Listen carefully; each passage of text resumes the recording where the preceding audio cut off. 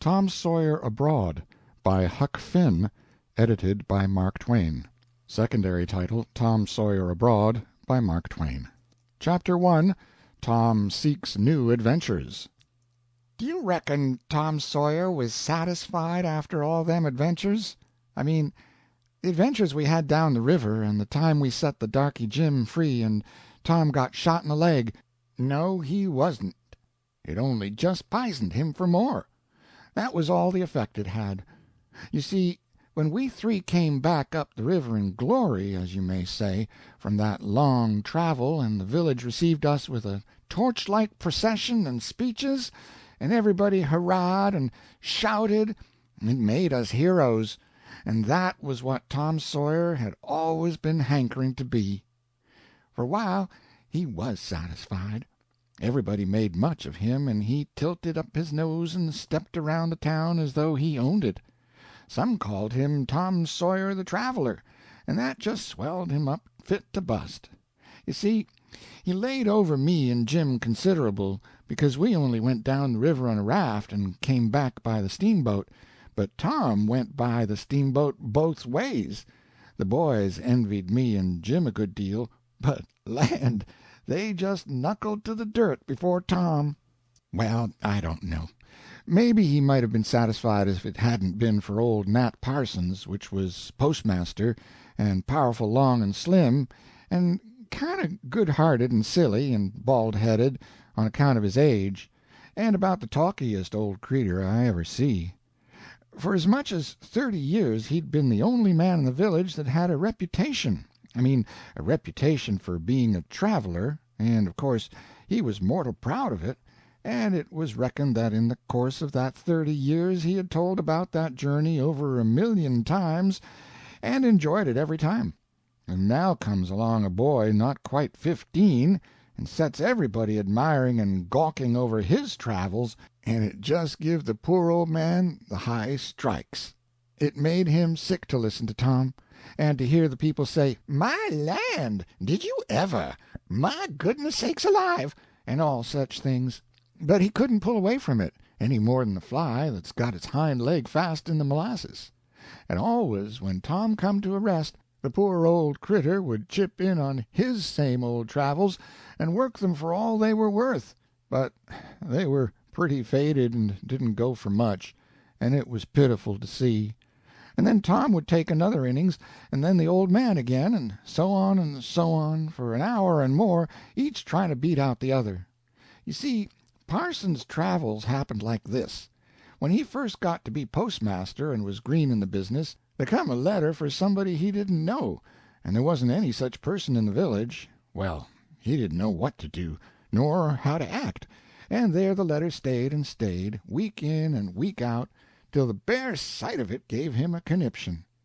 The postage wasn't paid on it, and that was another thing to worry about. There wasn't any way to collect that 10 cents, and he reckoned the government would hold him responsible for it, and maybe turn him out besides, when they found he hadn't collected it. Well, at last he couldn't stand it any longer. He couldn't sleep nights, he couldn't eat, he was thinned down to a shadder. Yet he doesn't ask anybody's advice, for the very person he asked for advice might go back on him and let the government know about the letter. He had the letter buried under the floor, but that did no good. If he happened to see a person standing over the place, it'd give him the cold shivers and loaded him up with suspicions, and he would sit up that night till the town was as still and dark, and then he would sneak there and get it out and bury it in another place.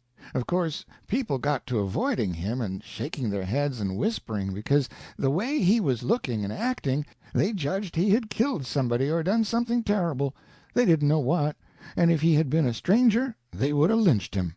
Well, as I was saying, he got so he couldn't stand it any longer, so he made up his mind to pull out for Washington, and just go to the President of the United States and make a clean breast of the whole thing, not keeping back an atom, and then fetch the letter out and lay it before the whole government and say, "Now, there she is. Do with me what you're a mind to, though as heaven is my judge I am an innocent man and not deserving of the full penalties of the law, and leaving behind me a family that must starve and yet hadn't a thing to do with it, which is the whole truth, and I can swear to it."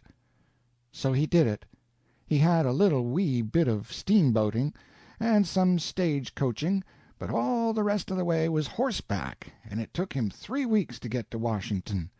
He saw lots of land and lots of villages and 4 cities. He was gone most 8 weeks, and there never was such a proud man in the village as he when he got back. His travels made him the greatest man in all that region, and the most talked about, and people come from as much as 30 miles back in the country, and from over in the Illinois bottoms, too, just to look at him, and there they'd stand and gawk, and he'd gabble. You never see anything like it. Well, there wasn't any way now to settle which was the greatest traveler. Some said it was Nat, some said it was Tom. Everybody allowed that Nat had seen the most longitude, but they had to give in that whatever Tom was short in longitude he had made up in latitude and climate. It was about a stand-off, so both of them had to whoop up their dangerous adventures and try to get ahead that way. That bullet wound in Tom's leg was a tough thing for Nat Parsons to buck against, but he bucked the best he could, and at a disadvantage, too, for Tom didn't set still as he orter done, to be fair, but always got up and sauntered around and worked his limp while Nat was painting up the adventure that he had in Washington. For Tom never let go that limp when his leg got well, but practiced it nights at home, and kept it good as new right along. Nat's adventure was like this. I don't know how true it is, maybe he got it out of a paper or somewhere, but I will say this for him, that he did know how to tell it. He could make anybody's flesh crawl, and he'd turn pale and hold his breath when he told it, and sometimes women and girls got so faint they couldn't stick it out. Well, it was this way, as near as I can remember. He come a-loping into Washington, and put up his horse, and shoved out to the President's house with his letter, and they told him the President was up to the Capitol, and just going to start for Philadelphia. Not a minute to lose, if he wanted to catch him. Nat most dropped, it made him so sick. His horse was put up, and he didn't know what to do. But just then along comes a darky driving an old ramshackly hack, and he sees his chance. He rushes out and shouts, "A $50 if you get me to the Capitol in half an hour, and a quarter extra if you do it in 20 minutes." "Done," says the darky.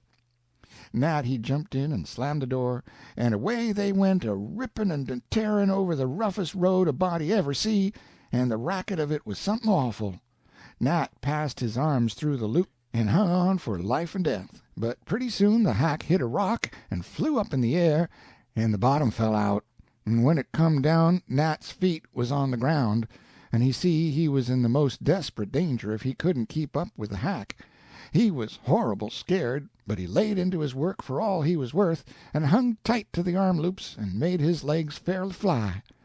He yelled and shouted to the driver to stop, and so did the crowds along the street, for they could see his legs spinning along under the coach, and his head and shoulders bobbing inside through the windows, and he was in awful danger. But the more they all shouted, the more the nigger whooped and yelled and lashed the horses and shouted, "Don't you fret, I's gwine to get you down time, boss. I's gwine to do it, sho'." For you see, he thought they were all hurrying him up, and of course he couldn't hear anything for the racket he was making, and so they went ripping along, and everybody just petrified to see it. And when they got to the Capitol at last, it was the quickest trip that ever was made, and everybody said so.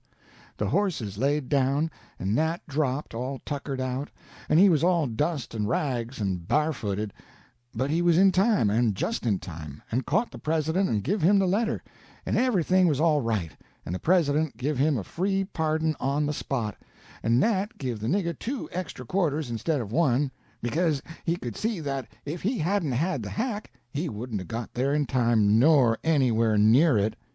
It was a powerful good adventure, and Tom Sawyer had to work his bullet wound mighty lively to hold his own against it. Well, by and by Tom's glory got to paling down gradually, on account of other things turning up for the people to talk about. First, a horse race, and on top of that a house afire, and on top of that the circus, and on top of that the eclipse, and that started a revival, same as it always does, and by that time there wasn't any more talk about Tom, so to speak, and you never see a person so sick and disgusted. Pretty soon he got to worrying and fretting right along day in and day out, and when I asked him what was he in such a state about, he said it most broke his heart to think how time was slipping away, and him getting older and older, and no wars breaking out, and no way of making a name for himself that he could see. Now that is the way boys is always thinking, but he was the first one I ever heard come out and say it. So then he set to work to get up a plan to make him celebrated, and pretty soon he struck it, and offered to take me and Jim in. Tom Sawyer was always free and generous that way. There's a plenty of boys that's mighty good and friendly when you've got a good thing, but when a good thing happens to come their way, they don't say a word to you and try to hog it all. That warn't ever Tom Sawyer's way. I can say that for him.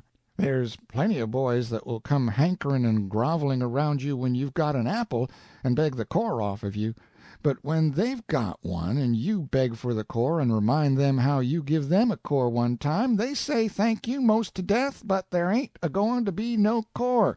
But I notice they always get come up with, all you got to do is to wait. Well, we went out in the woods on the hill, and Tom told us what it was. It was a crusade. "What's a crusade?" I says. He looked scornful, the way he always done when he was ashamed of a person, and says, "Huck Finn, do you mean to tell me you don't know what a crusade is?" "No," says I don't, and I don't care to, nuther. I've lived till now and done without it, and had my health too, but as soon as you tell me I'll know, and that's soon enough. I don't see any use in finding out things and clogging up my head with them when I mayn't ever have any occasion to use 'em. There was Lance Williams. He learned how to talk Choctaw here till one come and dug his grave for him. Now then, what's a crusade? But I can tell you one thing before you begin. If it's a patent right, there's no money in it. Bill Thompson, he—" "Patent right," says he. "I never see such an idiot. Why, a crusade is a kind of war." I thought he must be losing his mind, but no, he was in real earnest, and went right on, perfectly calm. "A crusade is a war to recover the Holy Land from the Paynim." "Which Holy Land?" "Why, the Holy Land. There ain't but one." "What do we want of it?" "Why, can't you understand? It's in the hands of the Paynim, and it's our duty to take it away from them." "How did we come to let them get hold of it?" "We didn't come to let them get hold of it. They always had it." "Why, Tom, then it must belong to them, don't it?" "Why, of course it does. Who said it didn't?" I studied over it, but couldn't seem to get at the right of it no way. I says, "It's too many for me, Tom Sawyer. If I had a farm and it was mine and another person wanted it, would it be right for him to—" "Oh, shucks, you don't know enough to come in when it rains, Huck Finn. It ain't a farm, it's entirely different. You see, it's like this. They own the land, just the mere land, and that's all they do own. But it was our folks, our Jews and Christians, that made it holy, and so they haven't any business to be there defiling it. It's a shame, and we ought not to stand it a minute. We ought to march against them and take it away from them." "Why, it does seem to me it's the most mixed-up thing I ever see. Now, if I had a farm and another person—" "Don't I tell you it hasn't got anything to do with farming?" "Farming is business, just common, low-down business. That's all it is. It's all you can say for it. But this is higher. This is religious, and totally different. Religious to go and take the land away from people that owns it? Certainly. It's always been considered so." Jim he shook his head and says, "Mars Tom, I reckon dey's a mistake about it somers. Dey most sho'ly is. I's religious myself. I knows plenty religious people, but I ain't run across none dat acts like dat." It made Tom hot, and he says, "Well, it's enough to make a body sick, such mullet-headed ignorance.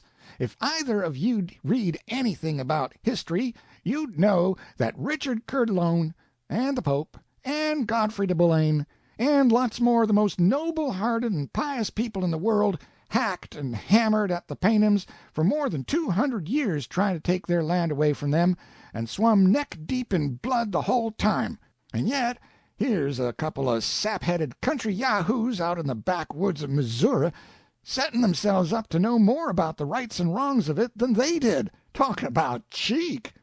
Well, of course, that put a more different light on it, and me and Jim felt pretty cheap and ignorant, and wished we hadn't been quite so chipper. I couldn't say nothing, and Jim he couldn't for a while. And then he says, "Well, then, I reckon it's all right. 'Cause if dey didn't know, dey ain't no use for po' ignorant folks like us to be trying to know. And so, if it's our duty, we got to go and tackle it, and then do the best we can. Same time I feel as sorry for dem Paynims as Marse Tom. De hard part gwine to be to kill folks dat a body hain't been acquainted wid and dat ain't done him no harm. That's it, you see. If we was to go amongst 'em, just we three, and say we's hungry, and ast 'em for a bite to eat, why, maybe dey's just like yether people. Don't you reckon dey is? Why, dey'd give it. I know dey would. And den—" "Then what?" "Well, Mars Tom, my idea's like this. It ain't no use. We can't kill dem po' strangers dat ain't doin' us no harm till we've had practice. I knows it perfectly well, Mars Tom, 'deed I knows it perfectly well. But ef we takes a axe or two, just you and me and Huck, and slips across de river to-night, arter de moon's gone down, and kills dat sick fambly dat's over on the Sny, and burns dey house down, and—" "Oh, you make me tired," says Tom. "I don't want to argue any more with people like you and Huck Finn, that's always wandering from the subject, and ain't got any more sense than to try to reason out a thing that's pure theology by the laws that protect real estate." Now that's just where Tom Sawyer weren't far. Jim didn't mean no harm, and I didn't mean no harm. We knowed well enough that he was right and we was wrong, and all we was after was to get at the how of it, and that was all. And the only reason he couldn't explain it, so we could understand it, was because we was ignorant. Yes, and pretty dull, too, I ain't denying that. But land, that ain't no crime, I should think. But he wouldn't hear no more about it. Just said if we had tackled the thing in the proper spirit, he would 'a' raised a couple of thousand knights and put them in steel armor from head to heel, and made me a lieutenant and Jim a sutler, and took the command himself, and brushed the whole Paynim outfit into the sea like flies, and come back across the world in a glory like sunset. But he said we didn't know enough to take the chance when we had it, and he wouldn't ever offer it again, and he didn't. When he once got set, you couldn't budge him. But I didn't care much. I am peaceable, and don't get up rows with people that ain't doing nothing to me. I allowed if the Paynim was satisfied, I was, and we would let it stand at that. Now, Tom, he got all that notion out of Walter Scott's book, which he was always reading, and it was a wild notion, because in my opinion he never could 'a' raised the men, and if he did, as like as not he would 'a' got licked. I took the book and read all about it, and as near as I could make it out, most of the folks that shook farming to go crusadin' had a mighty rocky time of it. End of Chapter 1. Chapter 2, The Balloon Ascension. Well, Tom got up one thing after another, but they all had tender spots about 'em somewheres, and he had to shove 'em aside.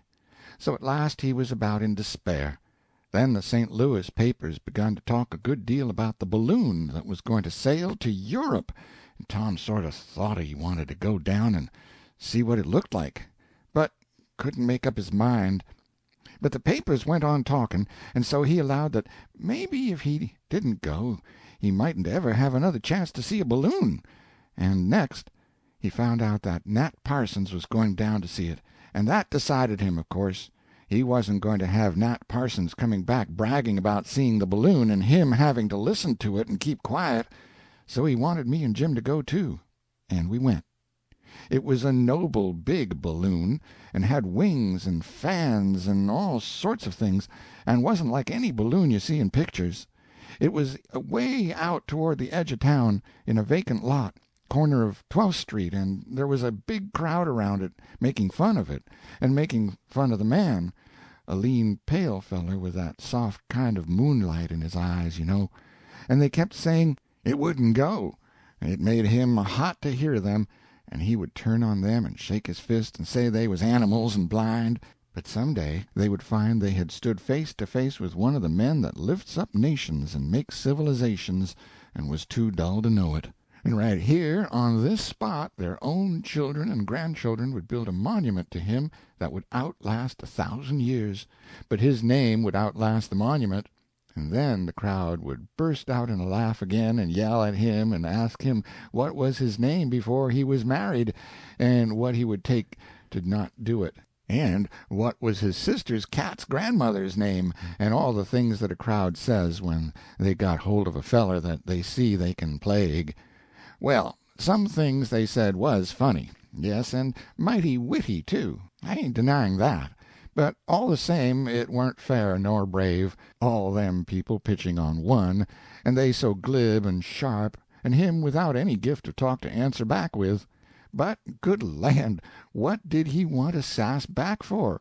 You see, it couldn't do him no good, and it was just nuts for them. They had him, you know, but that was his way. I reckon he couldn't help it. He was made so, I judge. He was a good enough sort of critter, and hadn't no harm in him, and was just a genius, as the papers said, which wasn't his fault. We can't all be sound. We've got to be the way we're made. As near as I can make out, geniuses think they know it all, and so they won't take people's advice, but always go their own way, which makes everybody forsake them and despise them, and that is perfectly natural. If they was humbler and listened and tried to learn, it would be better for them. The part the professor was in was like a boat, and was big and roomy, and had watertight lockers around the inside to keep all sorts of things in, and a body could sit on them, and make beds on them, too. We went aboard, and there was 20 people there, snooping around and examining, and old Nat Parsons was there, too. The professor kept fussing around getting ready, and the people went ashore, drifting out one at a time, and old Nat he was the last. Of course it wouldn't do to let him go out behind us. We mustn't budge till he was gone, so we could be last ourselves. But he was gone now, so it was time for us to follow. I heard a big shout, and turned around. The city was dropping from under us like a shot. It made me sick all through, I was so scared. Jim turned gray and couldn't say a word, and Tom didn't say nothing, but looked excited. The city went on dropping down and down and down, but we didn't seem to be doing nothing but just hang in the air and stand still. The houses got smaller and smaller, and the city pulled itself together closer and closer, and the men and wagons got to looking like ants and bugs crawling around, and the streets like threads and cracks, and then it all kind of melted together. There wasn't any city any more, it was only a big scar on the earth, and it seemed to me a body could see up the river and down the river about 1,000 miles, though of course it wasn't so much. By and by the earth was a ball, just a round ball of a dull color, with shiny stripes wriggling and winding around over it, which was rivers. The Widder Douglas always told me the earth was round like a ball, but I never took any stock in a lot of them superstitions of hers, and of course I paid no attention to that one, because I could see myself that the world was the shape of a plate, and flat. I used to go up on the hill and take a look round and prove it for myself, because I reckon the best way to get a sure thing on a fact is to go and examine for yourself, and not take anybody's say-so. But I had to give in now that the widder was right. That is, she was right as to the rest of the world, but she warn't right about the part our village is in. That part is the shape of a plate, and flat, I take my oath. The professor had been quiet all this time, as if he was asleep, but he broke loose now, and he was mighty bitter. He said something like this: "Idiots! They said it wouldn't go, and they wanted to examine it, and spy around and get the secret of it out of me, but I beat them. Nobody knows the secret but me. Nobody knows what makes it move but me, and it's a new power, and 1,000 times the strongest in the earth. Steam's foolishness to it. They said I couldn't go to Europe. To Europe! Why, there's power aboard to last 5 years and feed for 3 months. They are fools. What do they know about it? Yes, and they said my airship was flimsy. Why, She's good for 50 years. I can sail the skies all my life if I want to, and steer where I please, though they laughed at that, and said I couldn't steer. Come here, boy, we'll see. You press these buttons as I tell you." He made Tom steer the ship all about and every which way, and learnt him the whole thing in nearly no time, and Tom said it was perfectly easy. He made him fetch the ship down most to the earth, and had him spin her along so close to the Illinois prairies that a body could talk to the farmers, and hear everything they said perfectly plain. And he flung out printed bills to them that told about the balloon, and said it was going to Europe. Tom got so he could steer straight for a tree till he got nearly to it, and then dart up and skin right along over the top of it. Yes, and he showed Tom how to land her, and he done it first rate, too, and set her down in the prairies as soft as wool. But the minute we started to skip out, the professor says, "No, you don't," and shot her up in the air again. It was awful. I begun to beg, and so did Jim, but it only give his temper a rise, and he begun to rage around and look wild out of his eyes, and I was scared of him. Well, then he got on to his troubles again, and mourned and grumbled about the way he was treated, and couldn't seem to get over it, and especially people saying his ship was flimsy. He scoffed at that, and at their saying she weren't simple and would be always getting out of order. Get out of order! That graveled him. He said that she couldn't any more get out of order than the solar system. He got worse and worse, and I never see a person take on so. It give me the cold shivers to see him, and so it did Jim. By and by he got to yelling and screaming, and then he swore the world shouldn't ever have his secret at all now, it had treated him so mean. He said he would sail his balloon around the globe just to show what he could do, and then he would sink it in the sea, and sink us all along with it, too. Well, it was the awfulest fix to be in, and here was night coming on. He give us something to eat, and made us go to the other end of the boat, and he laid down on a locker, where he could boss all the works, and put his old pepper-box revolver under his head, and said if anybody come fooling around there trying to land her, he would kill him. We set scrunched up together and thought considerable, but didn't say much, only just a word once in a while when a body had to say something or bust, we was so scared and worried.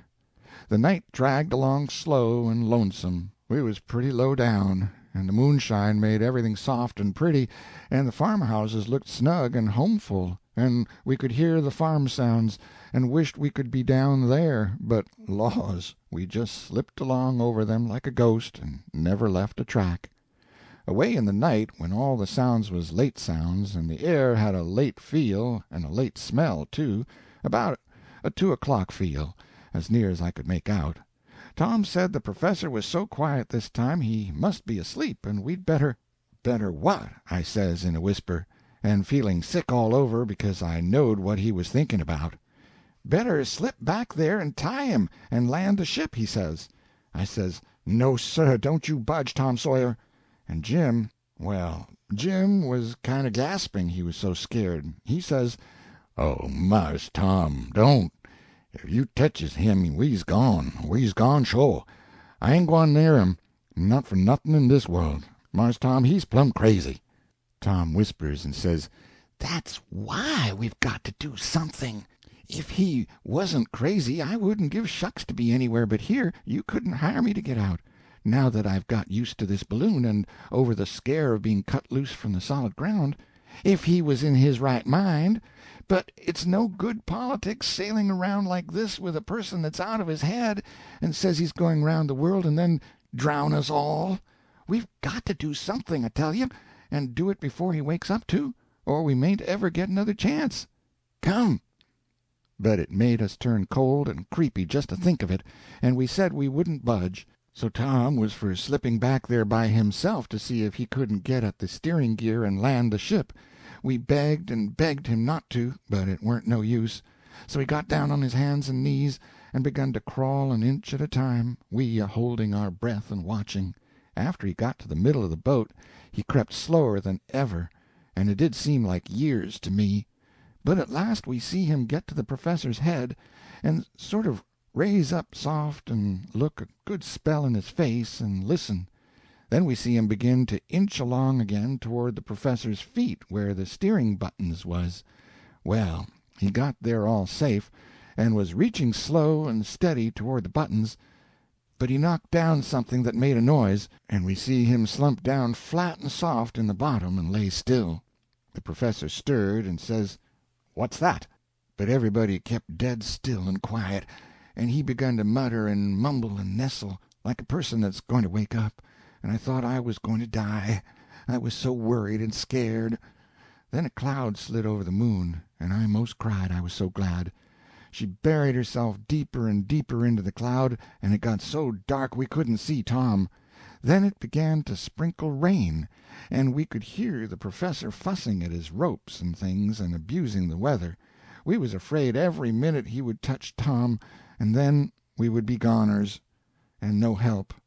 But Tom was already on his way back, and when we felt his hands on our knees my breath stopped sudden, and my heart fell down 'mongst my other works, because I couldn't tell in the dark but it might be the professor, which I thought it was. Dear, I was so glad to have him back that I was just as near happy as a person could be that was up in the air that way with a deranged man. You can't land a balloon in the dark, and so I hoped it would keep on raining, for I didn't want Tom to go meddling any more and make us so awful uncomfortable. Well, I got my wish. It drizzled and drizzled along the rest of the night, which wasn't long, though it did seem so.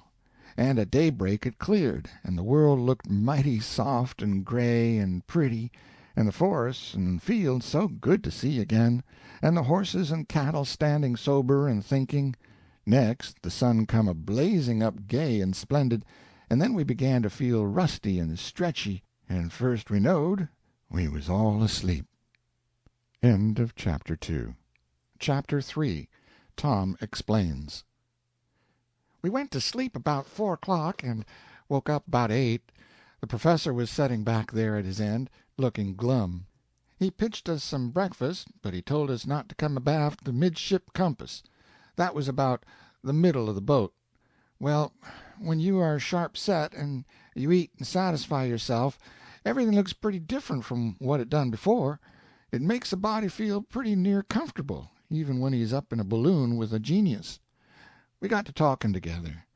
There was one thing that kept bothering me, and by I says, "Tom, didn't we start east?" "Yes." "How fast have we been going?" "Well, you heard what the professor said when he was raging round. Sometimes he said we was making 50 miles an hour, sometimes 90, sometimes 100. Said that with a gale to help he could make 300 any time, and said if he wanted the gale, and wanted blow in the right direction, he only had to go up higher or down lower to find it." "Well, then, it's just as I reckoned. The professor lied." "Why?" "Because if we was going so fast we ought to be past Illinois, oughtn't we?" "Certainly." "Well, we ain't." "What's the reason we ain't?" "I know by the color. We're right over Illinois yet, and you can see for yourself that Indiana ain't in sight." "I wonder what's the matter with you, Huck. You know by the color." "Yes, of course I do." "What's the color got to do with it?" "It's got everything to do with it. Illinois is green, Indiana's pink. You show me any pink down here if you can. No, sir, it's green." "Indiana pink? Why, what a lie!" "It ain't no lie. I've seen it on the map, and it's pink." You never see a person so aggravated and disgusted. He says, "Well, if I was such a numbskull as you, Huck Finn, I would jump over. Seen it on the map. Huck Finn, did you reckon the States was the same color out of doors as they are on the map?" "Tom Sawyer, what's a map for? Ain't it to learn you facts?" "Of course." "Well, then, how's it going to do that if it tells lies? That's what I want to know." "Shucks, you muggins, it don't tell lies." "It don't it?" "No, it don't." "All right, then. If it don't, there ain't no two states the same color. You git around that if you can, Tom Sawyer." He see I had him, and Jim see it too, and I tell you I felt pretty good. For Tom Sawyer was always a hard person to git ahead of.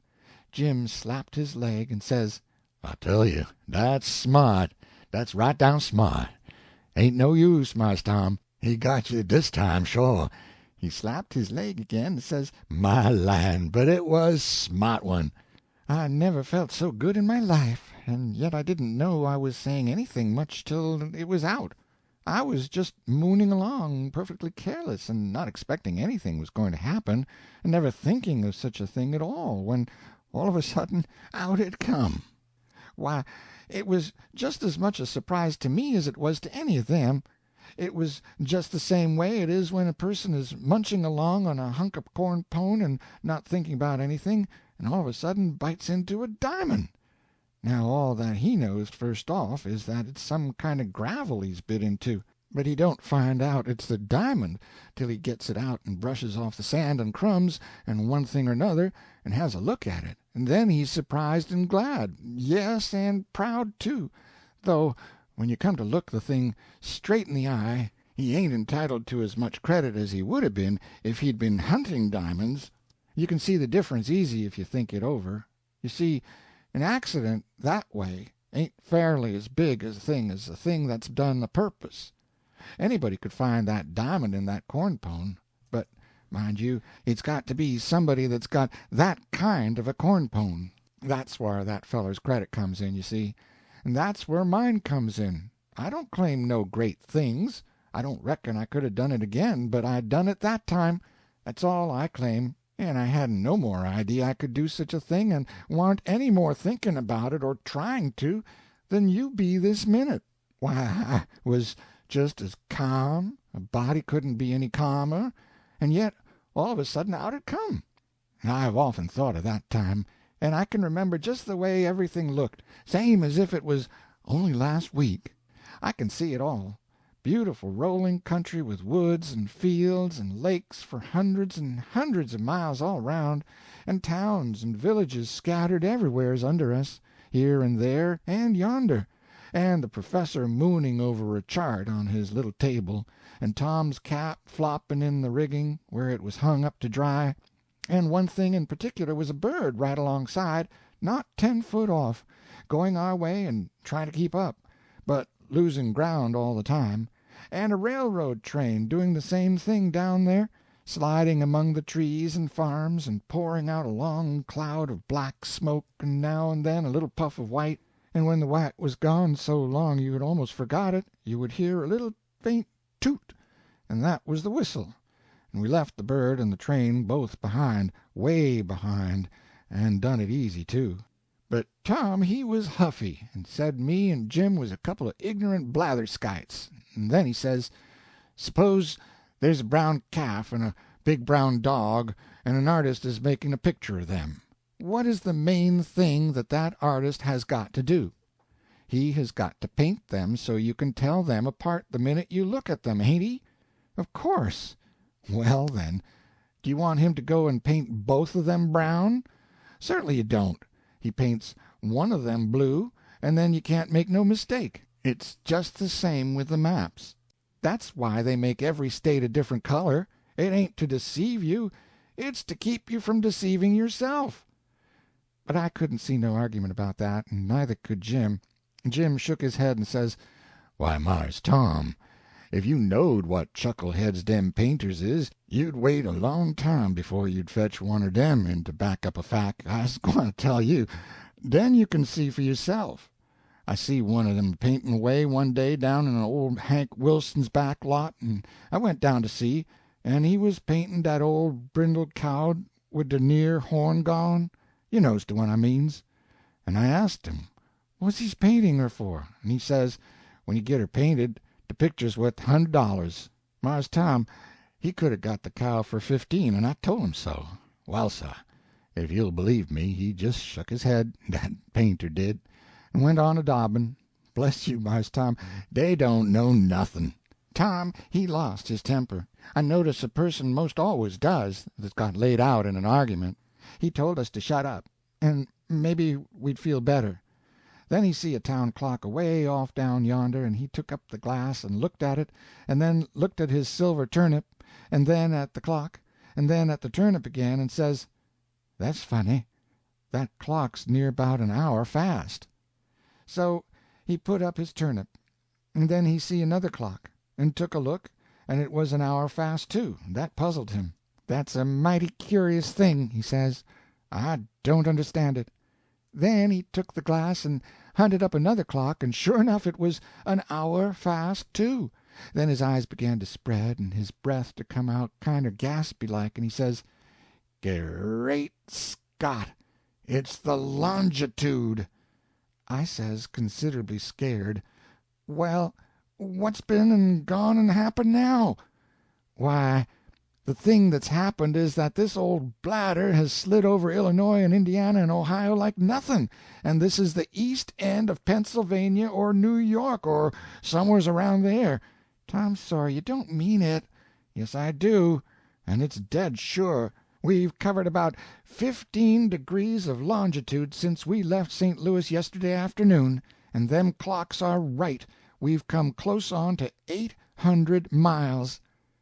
I didn't believe it, but it made the cold streaks trickle down my back just the same. In my experience I knowed it wouldn't take much short of 2 weeks to do it down the Mississippi on a raft. Jim was working his mind and studying. Pretty soon he says: Mars Tom, did you say dem clocks is right? "Yes, they're right." Ain't your watch right, too? "She's right for St. Louis, but she's an hour wrong for here." Mars Tom, is you trying to let on dat the time ain't the same everywheres?" "No, it ain't the same everywheres by a long shot." Jim looked distressed, and says: "It grieves me to hear you talk like dat, Mars Tom. I's right down ashamed to hear you talk like dat, arter the way you's been raised. Yassir, it break your Aunt Polly's heart to hear you." Tom was astonished. He looked Jim over wondering, and didn't say nothing, and Jim went on: "Mars Tom, who put the people out yonder in St. Louis? De Lord done it. Who put the people here whar we is?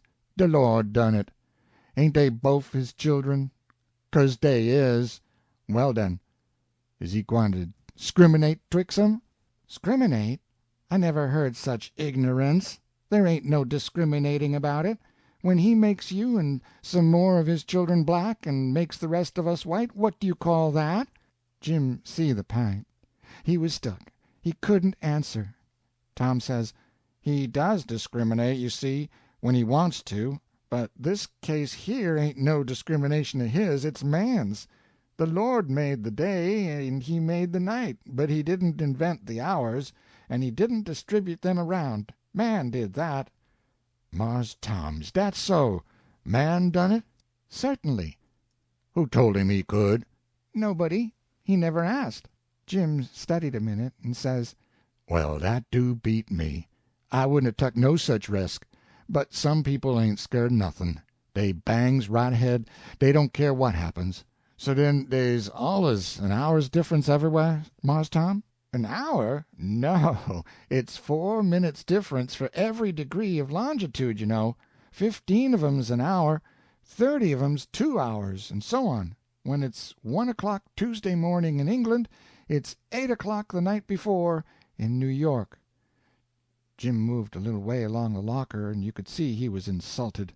He kept shaking his head and muttering, and so I slid along to him and patted him on the leg and petted him up, and got him over the worst of his feelings, and then he says: "Mars Tom talkin' such talk as dat. Tuesday in one place and Monday in t'other, bofe in the same day. Huck, dis ain't no place to joke, up here whar we is. 2 days in one day. How you gwine to got 2 days inter one day? "Can't get 2 hours into 1 hour, can you? Can't get 2 niggers into one nigger skin, can you?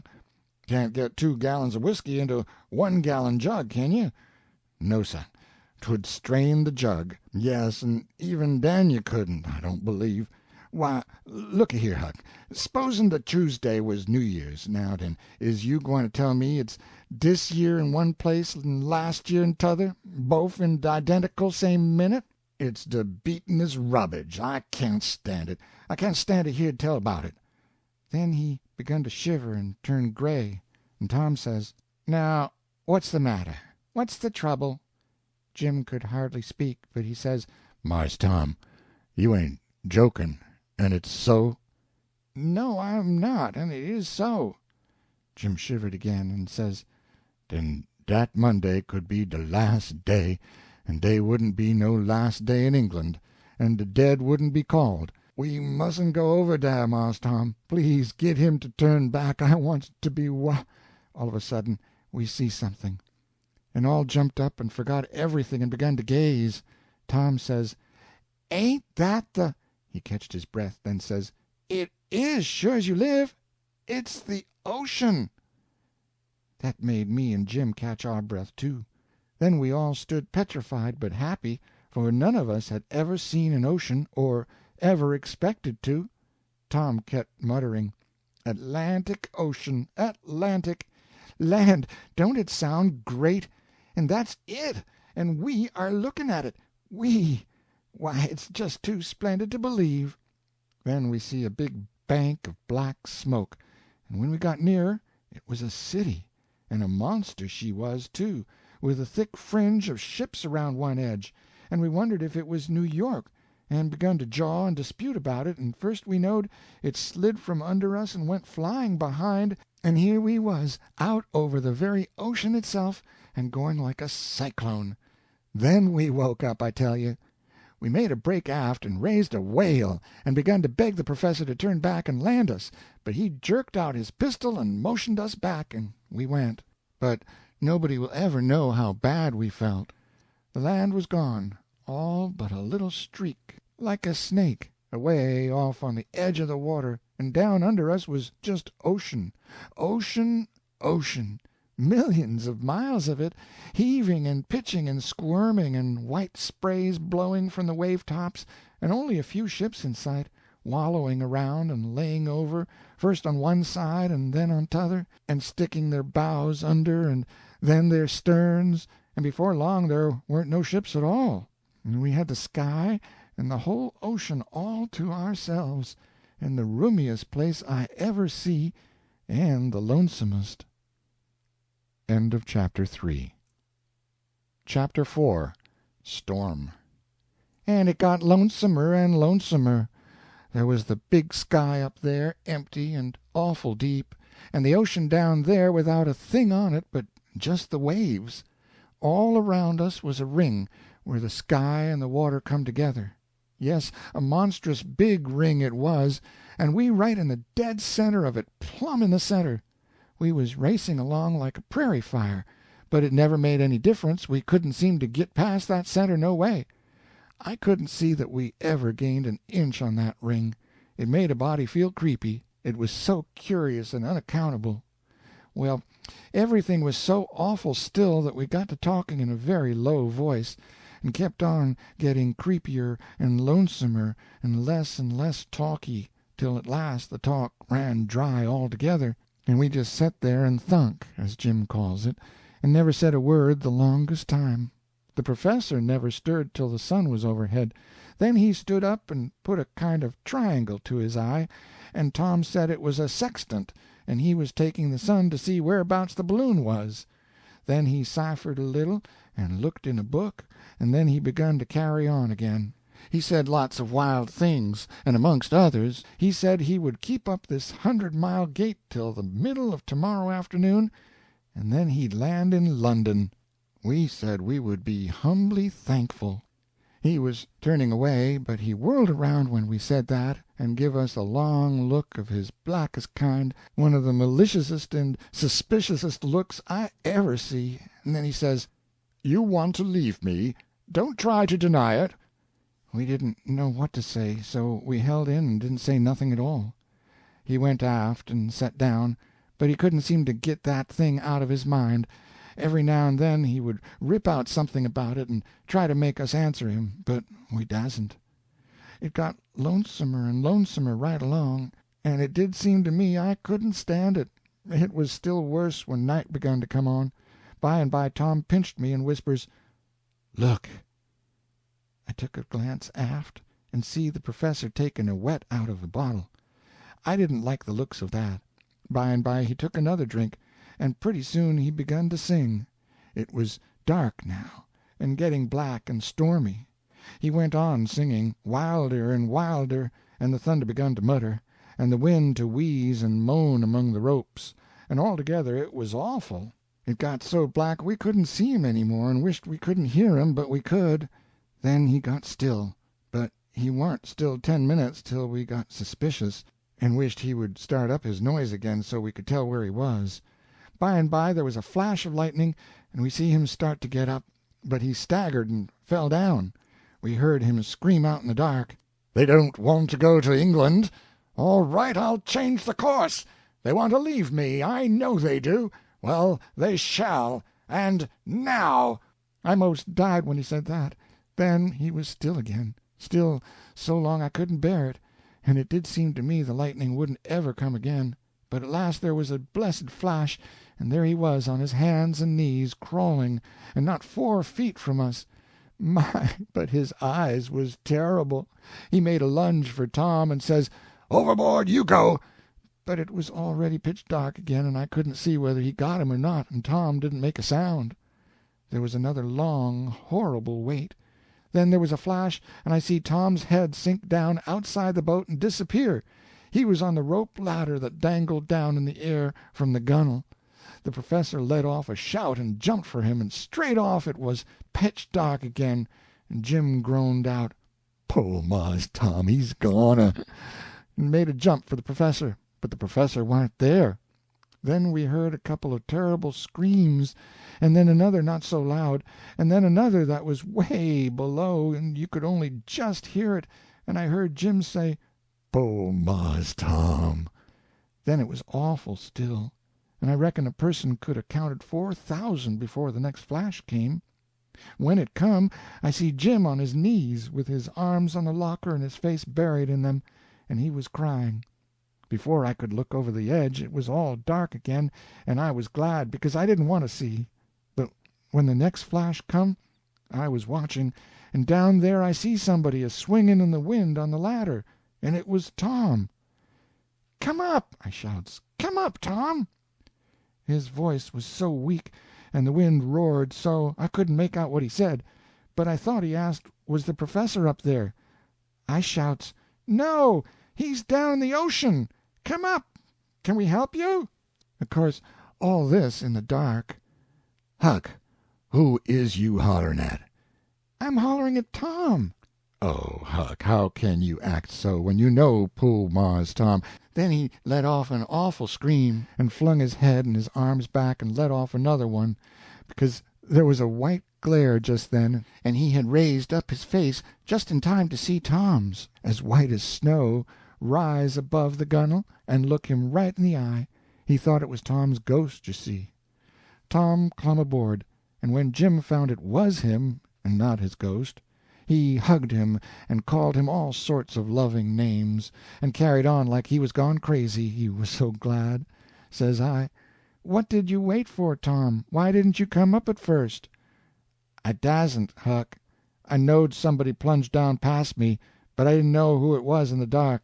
It could 'a' been you. It could 'a' been Jim." That was the way with Tom Sawyer, always sound. He weren't coming up till he knowed where the professor was. The storm let go about this time with all its might, and it was dreadful the way the thunder boomed and tore, and the lightning glared out, and the wind sung and screamed in the rigging, and the rain come down. One second you couldn't see your hand before you, and the next you could count the threads in your coat sleeve, and see a whole wide desert of waves pitching and tossing through a kind of veil of rain. A storm like that is the loveliest thing there is, but it ain't at its best when you are up in the sky and lost, and it's wet and lonesome, and there's just been a death in the family. We set there huddled up in the bow and talked low about the poor professor, and everybody was sorry for him, and sorry the world had made fun of him and treated him so harsh, when he was doing the best he could and hadn't a friend nor nobody to encourage him and keep him from brooding his mind away and going deranged. There was plenty of clothes and blankets and everything at the other end, but we thought we'd rather take the rain than go meddling back there. End of Chapter 4. Chapter 5. Land. We tried to make some plans, but we couldn't come to no agreement.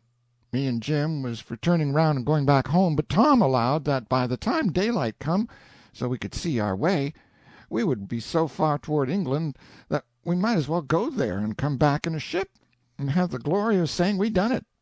About midnight the storm quit and the moon come out and lit up the ocean, and we begun to feel comfortable and drowsy, so we stretched out on the lockers and went to sleep, and never woke up again till sunup. The sea was sparkling like diamonds, and it was nice weather, and pretty soon our things was all dry again. We went aft to find some breakfast, and the first thing we noticed was that there was a dim light burning in a compass back there under a hood. Then Tom was disturbed. He says, "You know what that means easy enough. It means that somebody has got to stay on watch and steer this thing the same as he would a ship, or she'll wander around and go wherever the wind wants her to." "Well," I says, "what's she been doing since we had the accident?" "Wandering," he says, kind of troubled. "Wandering, without any doubt. She's in a wind now that's blowing her south of east. We don't know how long that's been going on, either." So then he pinted her east, and said he would hold her there till we rousted out the breakfast. The professor had laid in everything a body could want. He couldn't have been better fixed. There wasn't no milk for the coffee, but there was water and everything else you could want, and a charcoal stove and the fixings for it, and pipes and cigars and matches, and wine and liquor, which warn't in our line, and books and maps and charts and an accordion, and furs and blankets and no end of rubbish, like brass beads and brass jewelry, which Tom said was a sure sign that he had an idea of visiting among savages. There was money, too. Yes, the professor was well enough fixed. After breakfast Tom learned me and Jim how to steer, and divided us all up into 4-hour watches, turn and turn about, and when his watch was out I took his place, and he got out the professor's papers and pens and wrote a letter home to his Aunt Polly, telling her everything that had happened to us, and dated it "In the Welkin, approaching England," and folded it together and stuck it fast with a red wafer, and directed it, and wrote above the direction, in big writing, "From Tom Sawyer, the aeronaut," and said it would stump old Nat Parsons, the postmaster, when it come along in the mail. I says, "Tom Sawyer, this ain't no welkin, it's a balloon." "Well, now, who said it was a welkin, smarty?" "Well, you wrote it on the letter, anyway." "What of it? That don't mean that the balloon's the welkin." "Oh, I thought it did. Well, then, what is a welkin?" I see in a minute he was stuck. He raked and scraped around in his mind, but he couldn't find nothing, so he had to say, "I don't know, and nobody don't know. It's just a word, and it's a mighty good word, too. There ain't many that lays over it. I don't believe there's any that does." "Shucks," I says, "but what does it mean? That's the p'int." "I don't know what it means, I tell you. It's a word that people uses well, it's ornamental. They don't put ruffles on a shirt to keep a person warm, do they?" "Course they don't." "But they put them on, don't they?" "Yes." "All right, then. That letter I wrote is a shirt, and the welkin's the ruffle on it." I judged that that would gravel Jim, and it did. Now, Mars Tom, it ain't no use to talk like that, and moreover it's sinful. You knows a letter ain't no shirt, and they ain't no ruffles on it, nuther. They ain't no place to put 'em on. You can't put 'em on, and they wouldn't stay if you did." "Oh, do shut up, and wait till something's started that you know something about." "Why, Mars Tom, surely you can't mean to say that I don't know about shirts, when goodness knows I's toted home to washing ever since—" "I tell you, this hasn't got anything to do with shirts. I only—" "Why, Mars Tom, you said yourself that a letter—" "Do you want to drive me crazy? Keep still. I only used it as a metaphor." That word kind of bricked us up for a minute. Then Jim says, rather timid, because he see Tom was getting pretty touchy, "Mars Tom, what is a metaphor?" "A metaphor's well, it's a metaphor's an illustration." He see that didn't get home, so he tried again. "When I say birds of a feather flocks together, it's a metaphorical way of saying—" "But they don't, Mars Tom. No, sir, 'deed they don't. Dey ain't no feathers dat's more like dan a bluebird and a jaybird, but if you waits till you catches dem birds together, you'll— "Oh, give us a rest! You can't get the simplest little thing through your thick skull. Now don't bother me any more." Jim was satisfied to stop. He was dreadful pleased with himself for catching Tom out. The minute Tom begun to talk about birds, I judged he was a goner, because Jim knowed more about birds than both of us put together. You see, he had killed hundreds and hundreds of them, and that's the way to find out about birds. That's the way people does that writes books about birds, and loves them so that they'll go hungry and tired and take any amount of trouble to find a new bird and kill it. Their name is ornithologers, and I could have been an ornithologer myself, because I always loved birds and creeturs, and I started out to learn how to be one. And I see a bird setting on a limb of a high tree, singing with its head tilted back and its mouth open, and before I thought, I fired, and his song stopped and he fell straight down from the limb, all limp like a rag, and I run and picked him up, and he was dead, and his body was warm in my hand, and his head rolled about this way and that, like his neck was broke, and there was a little white skin over his eyes, and one little drop of blood on the side of his head, and laws, I couldn't see nothing more for the tears, and I hain't never murdered no creetur since that weren't doing me no harm, and I ain't going to. But I was aggravated about that welkin. I wanted to know. I got the subject up again, and then Tom explained the best he could. He said when a person made a big speech, the newspapers said the shouts of the people made the welkin ring. He said they always said that, but none of them ever told what it was, so he allowed it just meant outdoors and up high. Well, that seemed sensible enough, so I was satisfied, and said so. That pleased Tom and put him in a good humor again, and he says, "Well, it's all right then, and we'll let bygones be bygones. I don't know for certain what a welkin is, but when we land in London we'll make it ring anyway, and don't you forget it." He said an aeronaut was a person who sailed around in balloons, and said it was a mighty sight finer to be Tom Sawyer the aeronaut than to be Tom Sawyer the traveler, and we would be heard of all around the world if we pulled through all right, and so he wouldn't give shucks to be a traveler now. Toward the middle of the afternoon we got everything ready to land, and we felt pretty good, too, and proud, and we kept watching with the glasses, like Columbus discovering America. But we couldn't see nothing but ocean. The afternoon wasted out and the sun shut down, and still there warn't no land anywheres. We wondered what was the matter, but reckoned it would come out all right. So we went on steering east, but went up on a higher level so we wouldn't hit any steeples or mountains in the dark. It was my watch till midnight, and then it was Jim's, but Tom stayed up because he said ship captains done that when they was making the land, and didn't stand no regular watch. Well, when daylight come, Jim give a shout, and we jumped up and looked over, and there was the land sure enough, land all around as far as you could see, and perfectly level and yaller. And we didn't know how long we'd been over it. There weren't no trees, nor hills, nor rocks, nor towns, and Tom and Jim had took it for the sea. They took it for the sea in a dead calm, but we was so high up, anyway, that if it had been the sea and rough it would 'a' looked smooth all the same in the night that way. We was all in a powerful excitement now, and grabbed the glasses and hunted everywheres for London, but couldn't find hair nor hide of it, nor any other settlement, nor any sign of a lake or a river either. Tom was clean beat. He said it warn't his notion of England. He thought England looked like America, and always had that idea. So he said we'd better have breakfast, and then drop down and inquire the quickest way to London. We cut the breakfast pretty short, we was so impatient. As we slanted along down, the weather began to moderate, and pretty soon we shed our furs. But it kept on moderating, and in a precious little while it was most too moderate. We was close down now, and just blistering. We settled down to within 30 foot of the land. That is, it was land if sand is land, for this wasn't anything but pure sand.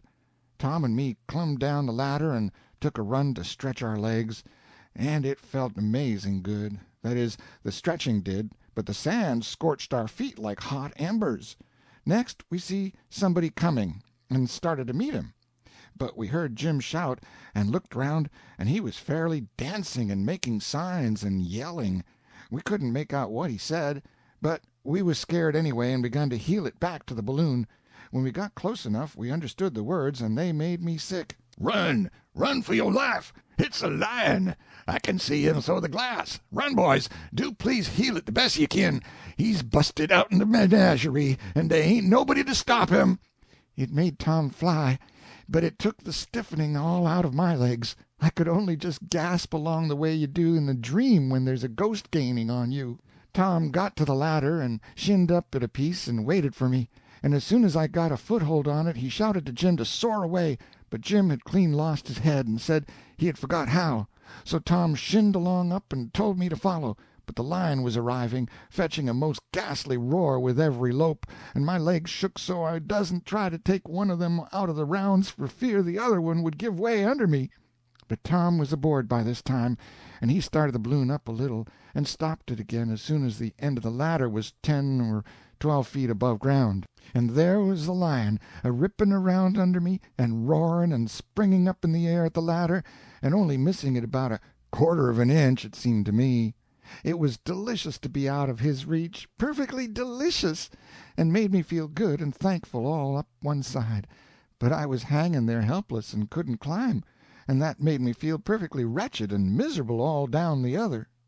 It is most seldom that a person feels so mixed like that, and it is not to be recommended either.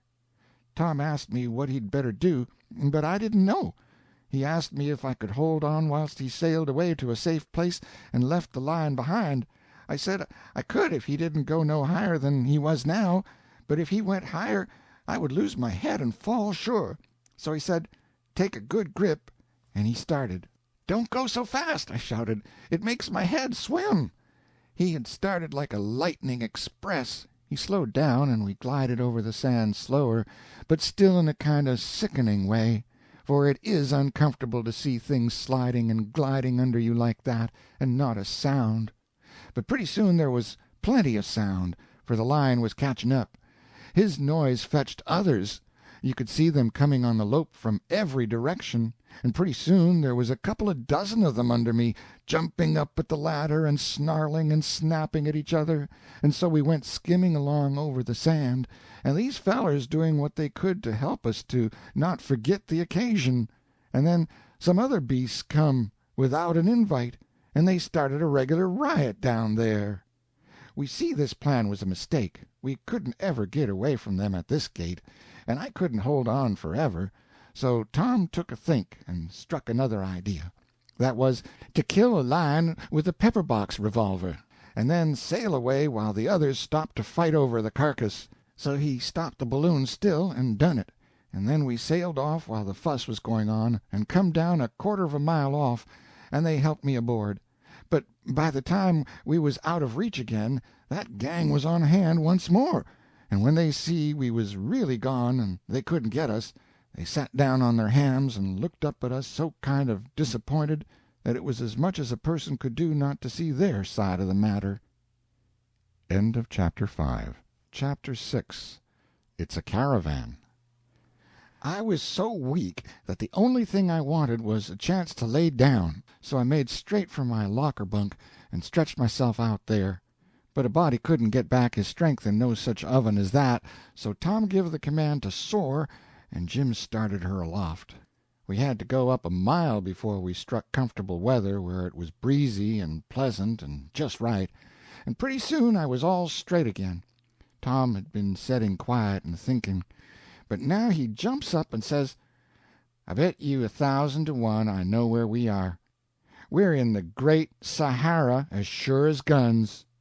He was so excited he couldn't hold still, but I wasn't. I says, "Well, then, where's the great Sahara? In England or in Scotland?" "'Tain't in either.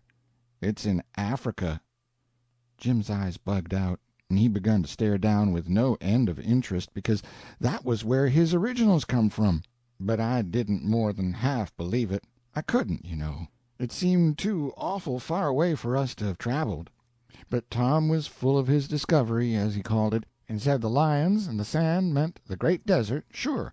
He said he could 'a' found out, before we sighted land, that we was crowding the land somewheres, if he hadn't thought of one thing, and when we asked him what, he said, "These clocks. They're chronometers. You always read about them sea voyages. One of them is keeping Greenwich time, and the other is keeping St. Louis time, like my watch. When we left St. Louis it was 4 in the afternoon, by my watch and this clock, and it was 10 at night by this Greenwich clock. Well, at this time of the year the sun sets at about 7 o'clock. Now I noticed the time yesterday evening when the sun went down, and it was half past 5 o'clock by the Greenwich clock, and half past 11 a.m. by my watch and the other clock. You see, the sun rose and set by my watch in St. Louis, and the Greenwich clock was 6 hours fast. But we've come so far east that it comes within less than half an hour of setting by the Greenwich clock now, and I'm away out, more than 4 hours and a half out. You see, that meant that we was closing up on the longitude of Ireland, and would strike it before long if we was p'inted right, which we wasn't. No, sir, we've been wandering way down south of east, and it's my opinion we are in Africa. Look at this map. You see how the shoulder of Africa sticks out to the west? Think how fast we've traveled. If we had gone straight east we would be long past England by this time. You watch for noon, all of you, and we'll stand up, and when we can't cast a shadow we'll find that this Greenwich clock is coming mighty close to marking 12. Yes, sir, I think we're in Africa, and it's just bully." Jim was gazing down with the glass. He shook his head and says, "Mars Tom, I reckon dey's a mistake somers. Hain't seen no niggers yet." "That's nothing. They don't live in the desert. What is that, way off yonder? Give me a glass." He took a long look and said it was like a black string stretched across the sand, but he couldn't guess what it was. "Well," I says, "I reckon maybe you've got a chance now to find out whereabouts this balloon is, because as like as not that is one of these lines here that's on the map, that you call meridians of longitude, and we can drop down and look at its number, and—" "Oh, shucks, Huck Finn, I never see such a lunkhead as you. Do you suppose there's meridians of longitude on the earth?" "Tom Sawyer, they're set down on the map, and you know it perfectly well, and here they are and you can see for yourself." "Of course they're on the map, but that's nothing. There ain't any on the ground." "Tom, do you know that to be so?" "Certainly I do." "Well, then, that map's a liar again. I never see such a liar as that map." He fired up at that, and I was ready for him, and Jim was warming his opinion too, and next minute we'd 'a' broke loose on another argument if Tom hadn't dropped the glass and begun to clap his hands like a maniac and sing out, "Camels! Camels!" So I grabbed the glass and Jim too, and took a look, but I was disappointed, and says, "Camels, your granny! They're spiders." "Spiders in a desert, you shad. Spiders walking in a procession. You don't ever reflect, Huck Finn, and I reckon you really haven't got anything to reflect with. Don't you know we're as much as a mile up in the air, and that that string of crawlers is 2 or 3 miles away? Spiders, good land! Spiders as big as a cow? Perhaps you'd like to go down and milk one of 'em. But they're camels just the same. It's a caravan, that's what it is. It's a mile long." "Well, then, let's go down and look at it. I don't believe in it, and ain't going to till I see it and know it." "All right," he says, and give the command, "Lower away." As we come slanting down into the hot weather we could see that it was camels sure enough, plodding along, an everlasting string of them, with bales strapped to them, and several hundred men in long white robes, and a thing like a shawl bound over their heads and hanging down with tassels and fringes, and some of the men had long guns and some hadn't, and some was riding and some was walking, and the weather, well, it was just roasting. And how slow they did creep along! We swooped down now, all of a sudden, and stopped about 100 yards over their heads. The men all set up a yell, and some of them fell flat on their stomachs, some begun to fire their guns at us, and the rest broke and scampered every which way, and so did the camels. We see that we was making trouble, so we went up again about a mile to the cool weather, and watched them from there. It took them an hour to get together and form the procession again. Then they started along, but we could see by the glasses that they wasn't paying much attention to anything but us. We poked along, looking down at them with the glasses, and by we see a big sand mound, and something like people the other side of it. And there was something like a man laying on top of the mound that raised his head up every now and then, and seemed to be watching the caravan or us, we didn't know which. As the caravan got nearer, he sneaked down on the other side and rushed to the other men and horses, for that is what they was, and we see them mount in a hurry, and next here they come like a house afire, some with lances and some with long guns, and all of them yelling the best they could. They come a-tearing down onto the caravan, and the next minute both sides crashed together and was all mixed up, and there was such another popping of guns as you never heard, and the air got so full of smoke you could only catch glimpses of them struggling together. There must have been 600 men in that battle, and it was terrible to see. Then they broke up into gangs and groups, fighting tooth and nail, and scurrying and scampering around and laying into each other like everything. And whenever the smoke cleared a little you could see dead and wounded people and camels scattered far and wide and all about, and camels racing off in every direction. At last the robbers see they couldn't win, so their chief sounded a signal, and all that was left of them broke away and went scampering across the plain. The last man to go snatched up a child and carried it off in front of him on his horse, and a woman run screaming and begging after him, and followed him away off across the plain till she was separated a long ways from her people.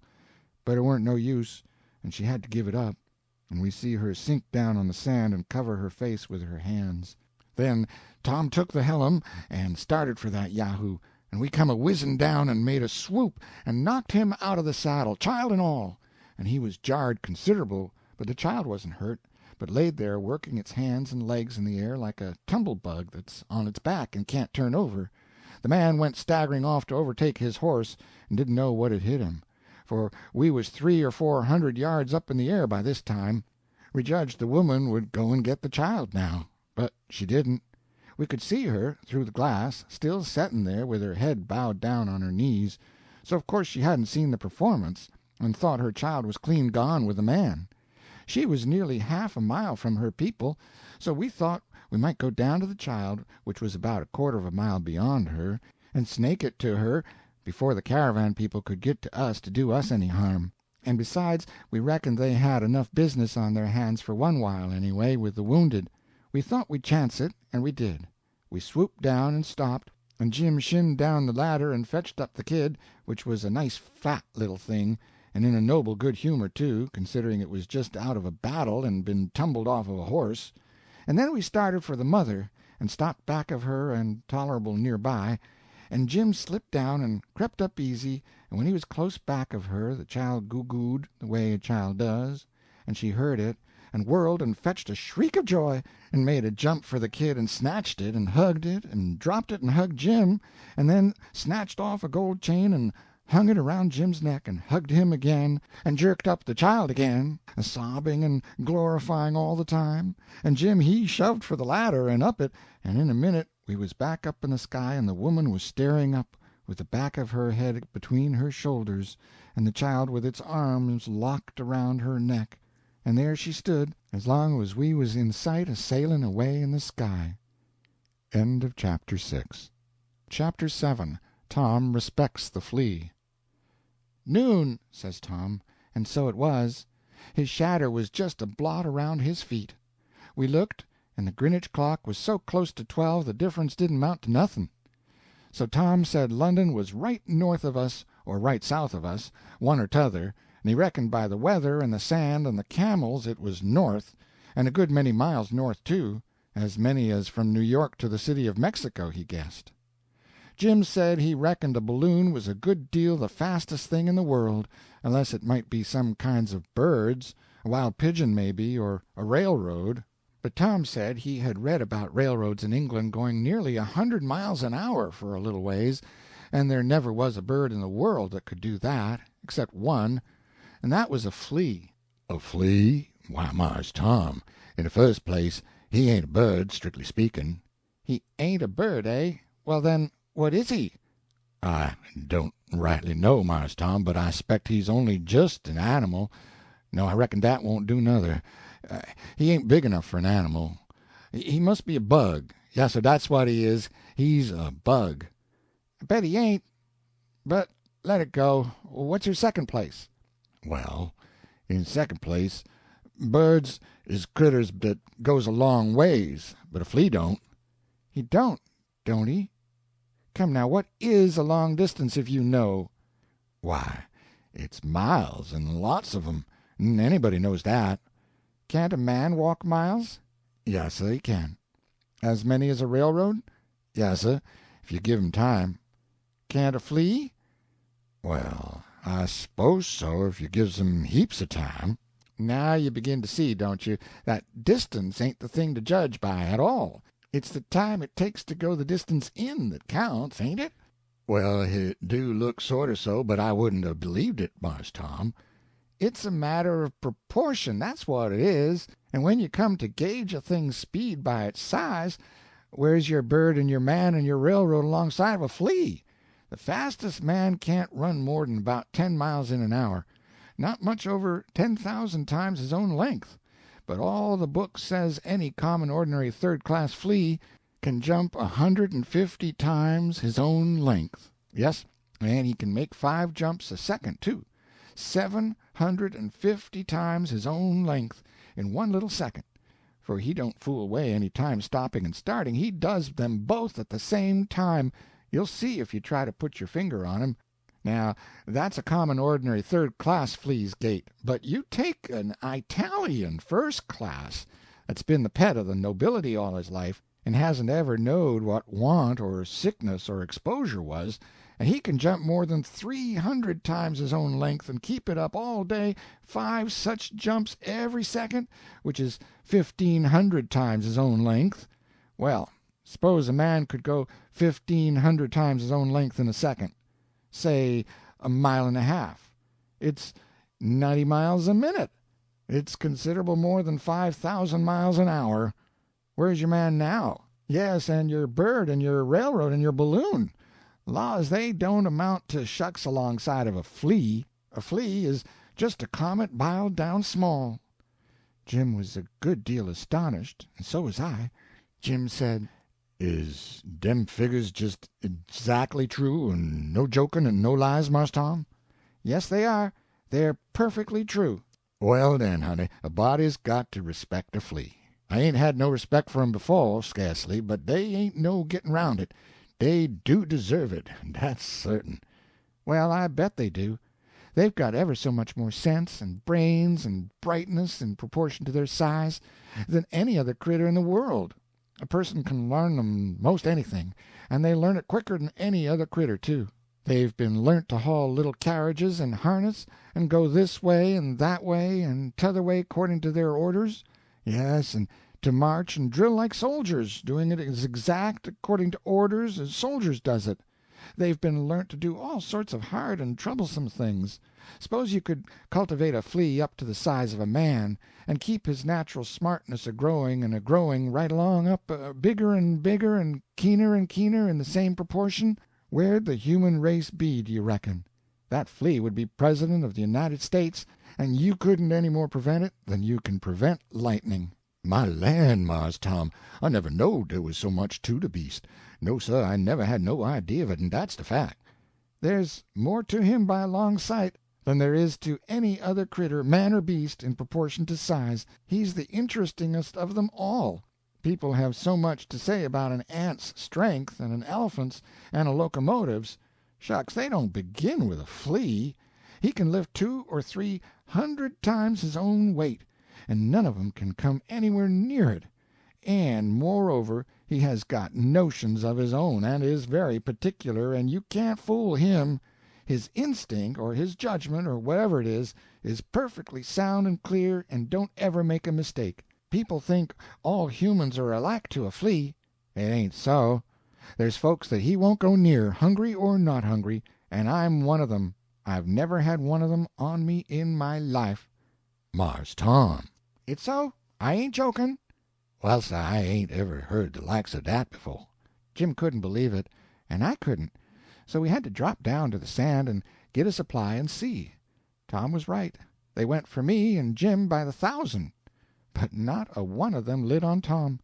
There weren't no explaining it, but there it was, and there warn't no getting around it. He said it had always been just so, and he'd just as soon be where there was a million of them as not. They'd never touch him nor bother him. We went up to the cold weather to freeze him out, and stayed a little spell, and then come back to the comfortable weather and went lazing along 20 or 25 miles an hour, the way we'd been doing for the last few hours. The reason was that the longer we was in that solemn, peaceful desert, the more the hurry and fuss got kind of soothed down in us, and the more happier and contented and satisfied we got to feeling, and the more we got to liking the desert, and then loving it. So we had cramped the speed down, as I was saying, and was having a most noble good lazy time, sometimes watching through the glasses, sometimes stretched out on the lockers reading, sometimes taking a nap. It didn't seem like we was the same lot that was in such a state to find land and git ashore, but it was. But we had got over that, clean over it. We was used to the balloon now and not afraid any more, and didn't want to be anywheres else. Why, it seemed just like home. It most seemed as if I had been born and raised in it, and Jim and Tom said the same. And always I had had hateful people around me, and nagging at me, and pestering of me, and scolding, and finding fault, and fussing and bothering, and sticking to me, and keeping after me, and making me do this, and making me do that and t'other, and always selecting out the things I didn't want to do, and then giving me Sam Hill because I shirked and done something else, and just aggravating the life out of a body all the time. But up here in the sky it was so still and sunshiny and lovely, and plenty to eat, and plenty of sleep, and strange things to see, and no nagging and no pestering, and no good people, and just holiday all the time. Land, I warn't in no hurry to get out and bucket civilization again. Now, one of the worst things about civilization is that anybody that gets a letter with trouble in it comes and tells you all about it and makes you feel bad, and the newspapers fetches you the troubles of everybody all over the world and keeps you downhearted and dismal most all the time, and it's such a heavy load for a person. I hate them newspapers, and I hate letters, and if I had my way I wouldn't allow nobody to load his troubles onto other folks he ain't acquainted with on t'other side of the world that way. Well, up in a balloon there ain't any of that, and it's the darlingest place there is. We had supper, and that night was one of the prettiest nights I ever see. The moon made it just like daylight, only a heap softer, and once we see a lion standing all alone by himself, just all alone on the earth, it seemed like, and his shadder laid on the sand by him like a puddle of ink. That's the kind of moonlight to have. Mainly we laid on our backs and talked. We didn't want to go to sleep. Tom said we was right in the midst of the Arabian Nights now. He said it was right along here that one of the cutest things in that book happened. So we looked down and watched while he told about it, because there ain't anything that is so interesting to look at as a place that a book has talked about. It was a tale about a camel driver that had lost his camel, and he come along in the desert and met a man and says, "Have you run across a stray camel today?" And the man says, "Was he blind in his left eye?" "Yes." "Had he lost an upper front tooth?" "Yes." "Was his off hind leg lame?" "Yes." "Was he loaded with millet seed on one side and honey on the other?" "Yes, but you needn't go into no more details. That's the one, and I'm in a hurry. Where did you see him?" "I ain't seen him at all," the man says. "Hain't seen him at all? How can you describe him so close, then?" "Because when a person knows how to use his eyes, everything has got a meaning to it. But most people's eyes hain't any good to them. I knowed a camel had been along because I seen his track. I knowed he was lame in his off hind leg because he had favored that foot and trod light on it, and his track showed it. I knowed he was blind on his left side because he only nibbled the grass on the right side of the trail. I knowed he had lost an upper front tooth because where he bit into the sod his teeth print showed it. The millet seed sifted out on one side, the ants told me that. The honey leaked out on the other, the flies told me that. I know all about your camel, but I ain't seen him." Jim says, Go on, Mars Tom. It's mighty good tale, and powerful interesting." "That's all," Tom says. "All?" says Jim, astonished. "What come of de camel?" "I don't know." "Mars Tom, don't de tale say?" "No." Jim puzzled a minute, then he says, "Well, if dat ain't de beatin'est tale ever I struck. It just gits to de place whah de interest is gittin' red hot, and down she breaks. Why, Mars Tom, dey ain't no sense in a tale that acts like dat. Hain't you got no idea whether the man got the camel back or not?" "No, I haven't.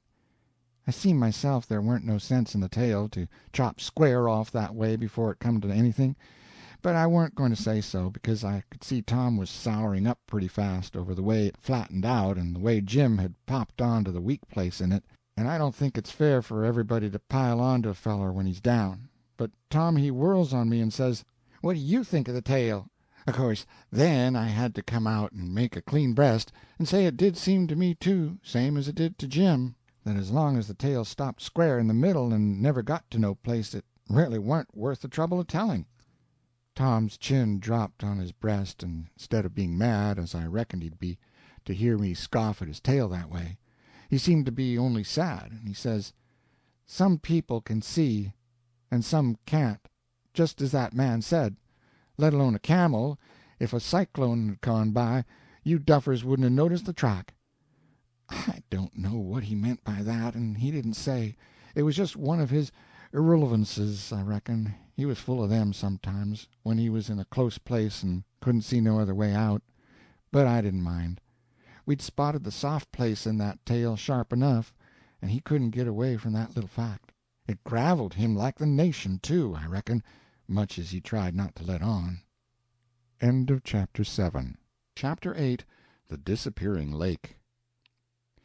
We had an early breakfast in the morning, and set looking down on the desert, and the weather was ever so balmy and lovely, although we warn't high up. You have to come down lower and lower after sundown in the desert, because it cools off so fast, and so by the time it is getting toward dawn you are skimming along only a little ways above the sand. We was watching the shadder of the balloon slide along the ground, and now and then gazing off across the desert to see if anything was stirring, and then down on the shadder again, when all of a sudden, almost right under us, we see a lot of men and camels laying scattered about, perfectly quiet, like they was asleep. We shut off the power, and backed up and stood over them, and then we see that they was all dead.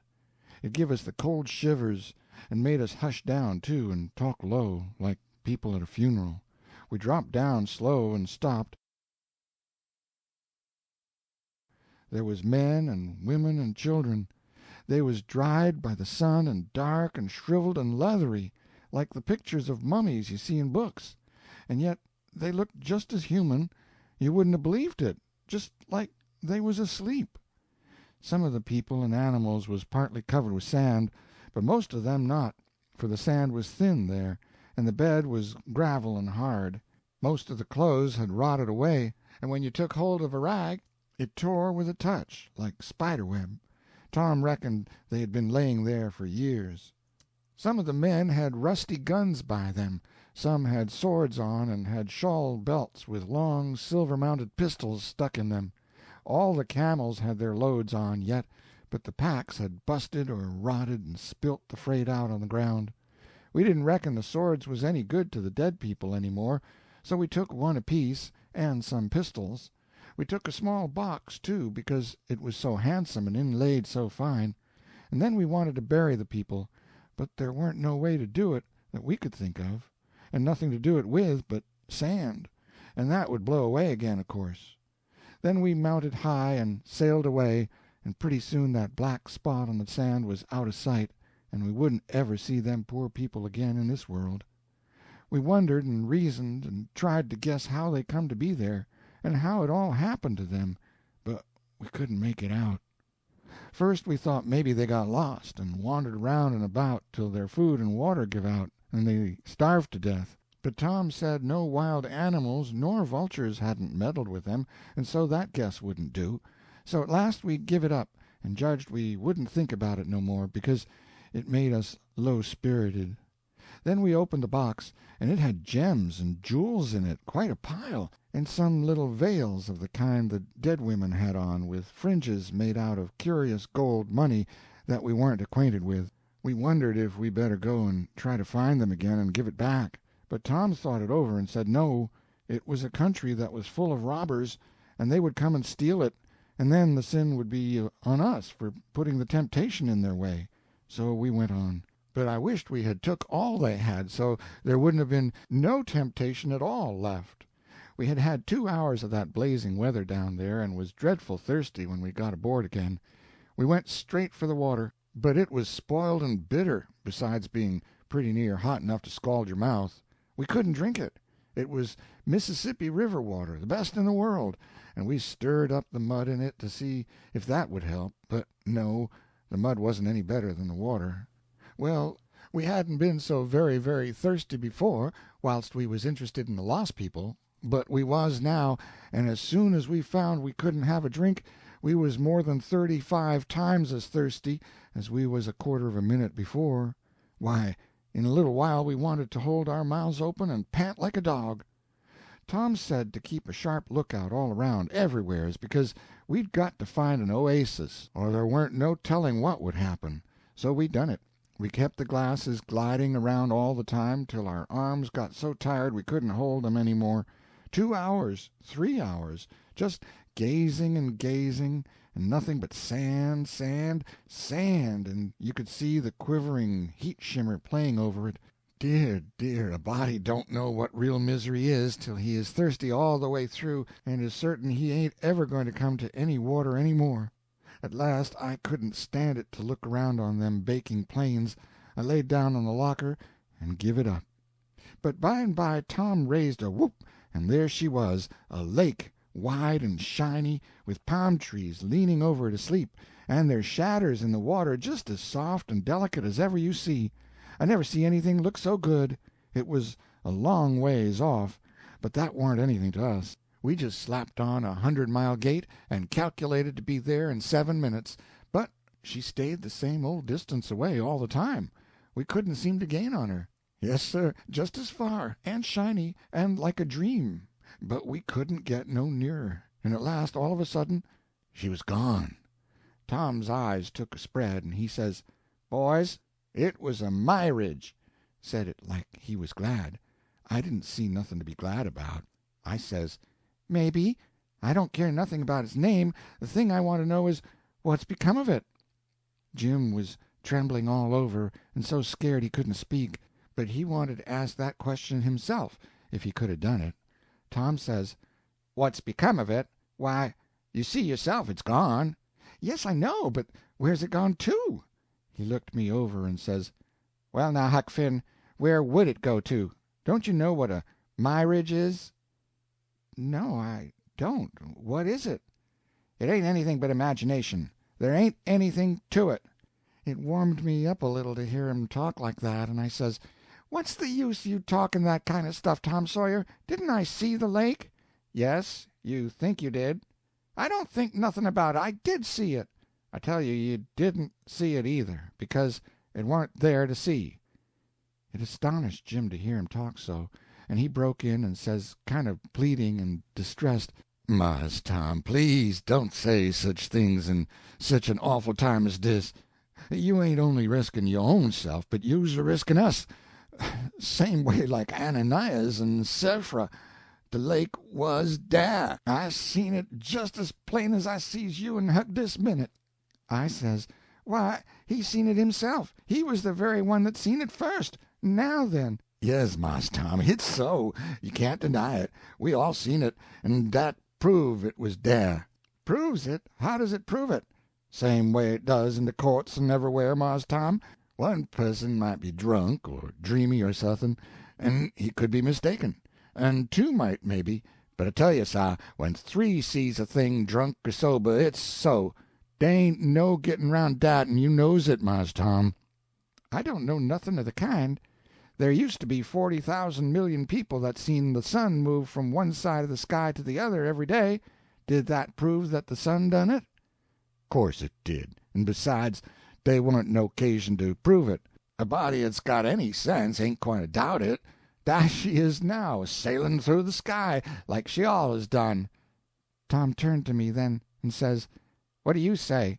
Is the sun standing still?" "Tom Sawyer, what's the use to ask such a jackass question? Anybody that ain't blind can see it don't stand still." "Well," he says, "I'm lost in the sky with no company but a passel of low-down animals that don't know no more than the head boss of a university did 300 or 400 years ago." It warn't fair play, and I let him know it. I says, "Throwing mud ain't arguing, Tom Sawyer." "Oh, my goodness, oh, my goodness gracious, dar's the lake agin!" yelled Jim just then. "Now, Mars Tom, what you gwine to say?" Yes, sir, there was the lake again, away yonder across the desert, perfectly plain, trees and all, just the same as it was before. I says, "I reckon you're satisfied now, Tom Sawyer." But he says, perfectly calm, "Yes, satisfied there ain't no lake there." Jim says, "Don't talk so, Mars Tom. It scares me to hear you. It's so hot and you's so thirsty dat you ain't in your right mind, Mars Tom. Oh, but don't she look good!" "Clara, I don't know how I's going to wait till we gets there. I's so thirsty." "Well, you'll have to wait, and it won't do you no good either, because there ain't no lake there, I tell you." I says, "Jim, don't you take your eye off of it, and I won't either." "'Deed I won't, and bless you, honey, I couldn't if I wanted to." We went a-tearing along toward it, piling the miles behind us like nothing, but never gaining an inch on it, and all of a sudden it was gone again. Jim staggered and most fell down. When he got his breath, he says, gasping like a fish, "Mars Tom, it's a ghost, that's what it is, and I hopes to goodness we ain't gwine to see it no mo'. Dey's been a lake, and suthin's happened, and the lake's dead, and we seen its ghost. We seen it twice, and that's proof. The desert's haunted. It's haunted, sho. Oh, Mars Tom, let's get outen it. I'd ruther die than have the night catch us in it agin, and the ghosts or dat lake come a-mournin' around us, and we asleep and don't know the danger we's in." "Ghost, you gander! It ain't anything but air and heat and thirstiness pasted together by a person's imagination. If I— Give me the glass."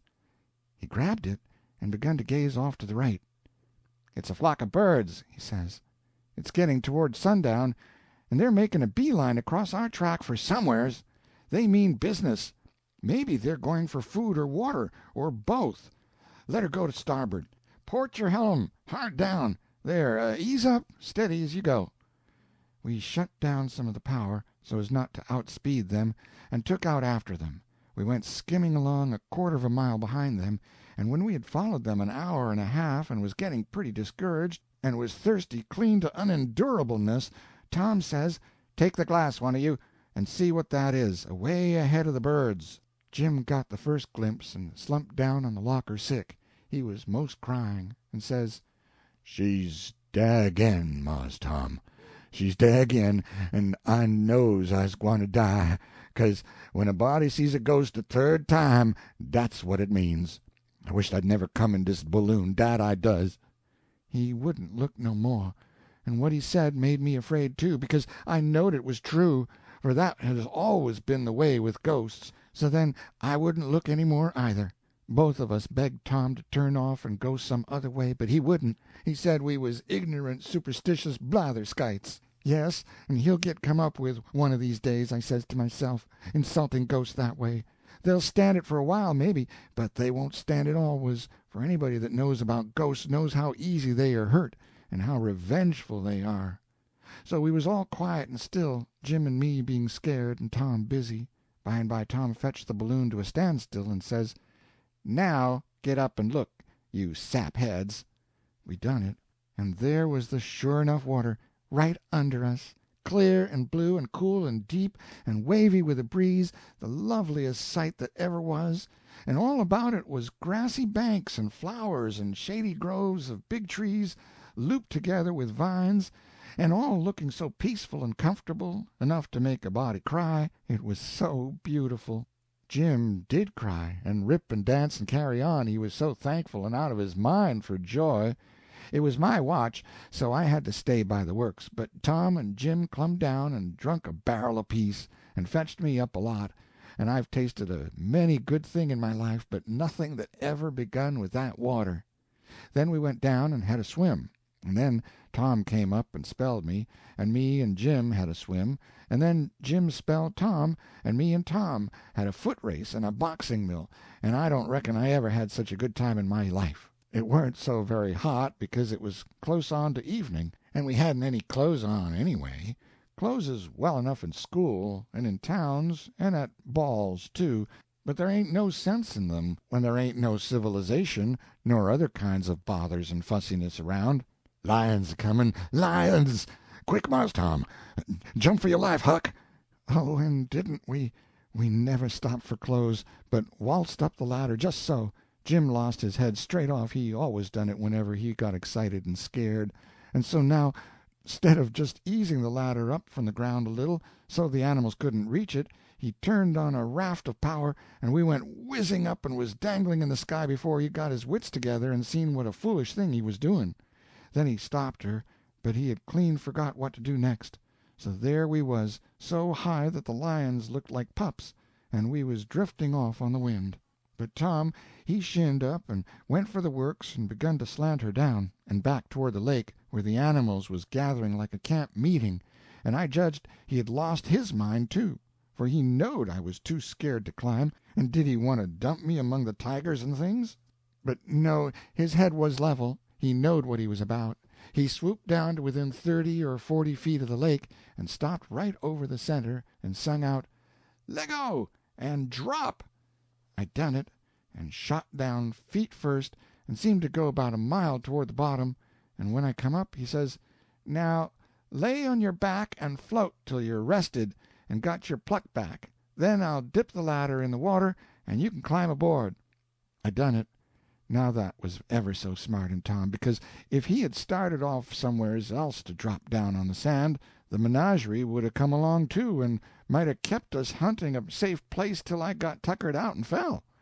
And all this time the lions and tigers was sorting out the clothes, and trying to divide them up so there would be some for all, but there was a misunderstanding about it somewheres, on account of some of them trying to hog more than their share. So there was another insurrection, and you never see anything like it in the world. There must have been 50 of them, all mixed up together, snorting and roaring and snapping and biting and tearing, legs and tails in the air, and you couldn't tell which was which, and the sand and fur a-flying. And when they got done, some was dead, and some was limping off crippled, and the rest was setting around on the battlefield, some of them licking their sore places, and the others looking up at us and seemed to be kind of inviting us to come down and have some fun, but which we didn't want any. As for the clothes, they weren't any more. Every last rag of them was inside of the animals, and not agreeing with them very well, I don't reckon, for there was considerable many brass buttons on them, and there was knives in the pockets, too, and smoking tobacco, and nails, and chalk, and marbles, and fish hooks and things. But I wasn't caring. All that was bothering me was that all we had now was the professor's clothes, a big enough assortment, but not suitable to go into company with, if we came across any, because the breeches was as long as tunnels, and the coats and things according. Still, there was everything a tailor needed, and Jim was a kind of jack-legged tailor, and he allowed he could soon trim a suit or two down for us that would answer. End of Chapter 8. Chapter 9. Tom discourses on the desert. Still, we thought we would drop down there a minute, but on another errand. Most of the professor's cargo of food was put up in cans, in the new way that somebody had just invented. The rest was fresh. When you fetch Missouri beefsteak to the Great Sahara, you want to be particular and stay up in the coolish weather, so we reckoned we would drop down into the lion market and see how we could make out there.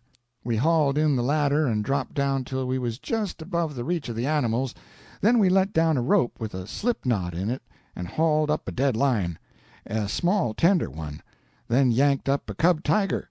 We had to keep the congregation off with a revolver, or they would have took a hand in the proceedings and helped. We carved off a supply from both, and saved the skins, and hove the rest overboard. Then we baited some of the professor's hooks with the fresh meat and went a-fishing. We stood over the lake just a convenient distance above the water, and catched a lot of the nicest fish you ever see. It was a most amazing good supper we had: lion steak, tiger steak, fried fish, and hot corn pone. I don't want nothing better than that. We had some fruit to finish off with. We got it out of the top of a monstrous tall tree. It was a very slim tree that hadn't a branch on it from the bottom plumb to the top, and there it bursted out like a feather duster. It was a palm tree, of course. Anybody knows a palm tree the minute he sees it, by the pictures. We went for cocoanuts in this one, but there weren't none. There was only big loose bunches of things like oversized grapes, and Tom allowed they was dates, because he said they answered the description in the Arabian Nights and the other books. Of course they mightn't be, and they might be poison, so we had to wait a spell and watch and see if the birds et 'em. They done it, so we done it too, and they was most amazing good. By this time monstrous big birds begun to come and settle on the dead animals. They was plucky critters. They would tackle one end of a lion that was being gnawed at the other end by another lion. If the lion drove the bird away, it didn't do no good, he was back again the minute the lion was busy. The big birds come out of every part of the sky.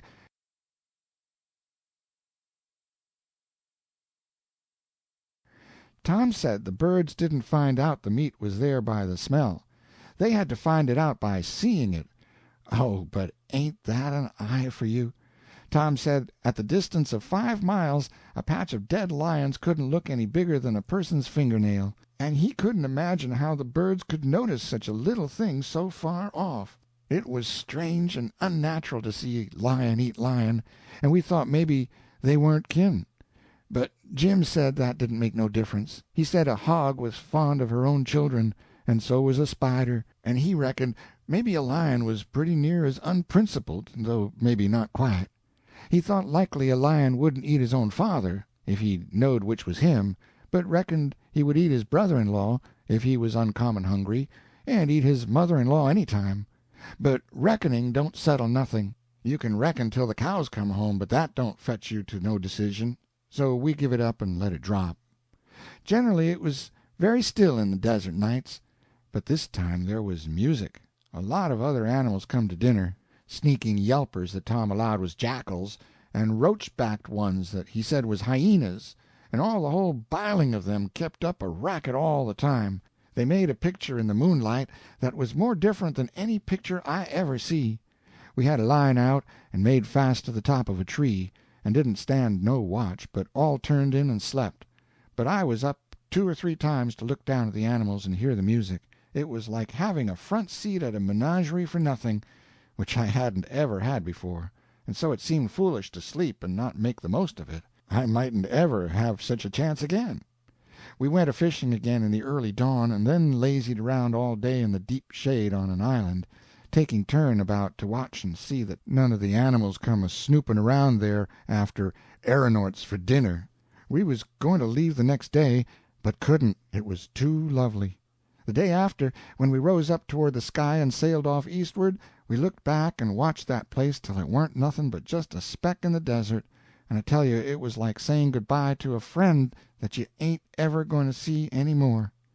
Jim was thinking to himself, and at last he says: "Mars Tom, we's most to de end of de desert now, I spec." "Why?" "Well, it stand to reason we is. You knows how long we's been a-skimmin' over it. Must be most out of sand. It's a wonder to me dat it's hilt out as long as it has." "Shucks, there's plenty sand. You needn't worry." "Oh, I ain't a-worryin', Mars Tom, only wonderin', dat's all. De Lord's got plenty of sand, I ain't doubtin' dat. But nemmine, he ain't gwine to waste it just on dat account. And I allows dat dis desert's plenty big enough now, just de way she is, and you can't spread her out no mo' 'dout wastin' sand." "Oh, go 'long. We ain't much more than fairly started across this desert yet. The United States is a pretty big country, ain't it? Ain't it, Huck?" "Yes," I says. "There ain't no bigger one, I don't reckon." "Well," he says, "this desert is about the shape of the United States, and if you was to lay it down on top of the United States, it would cover the land of the free out of sight like a blanket.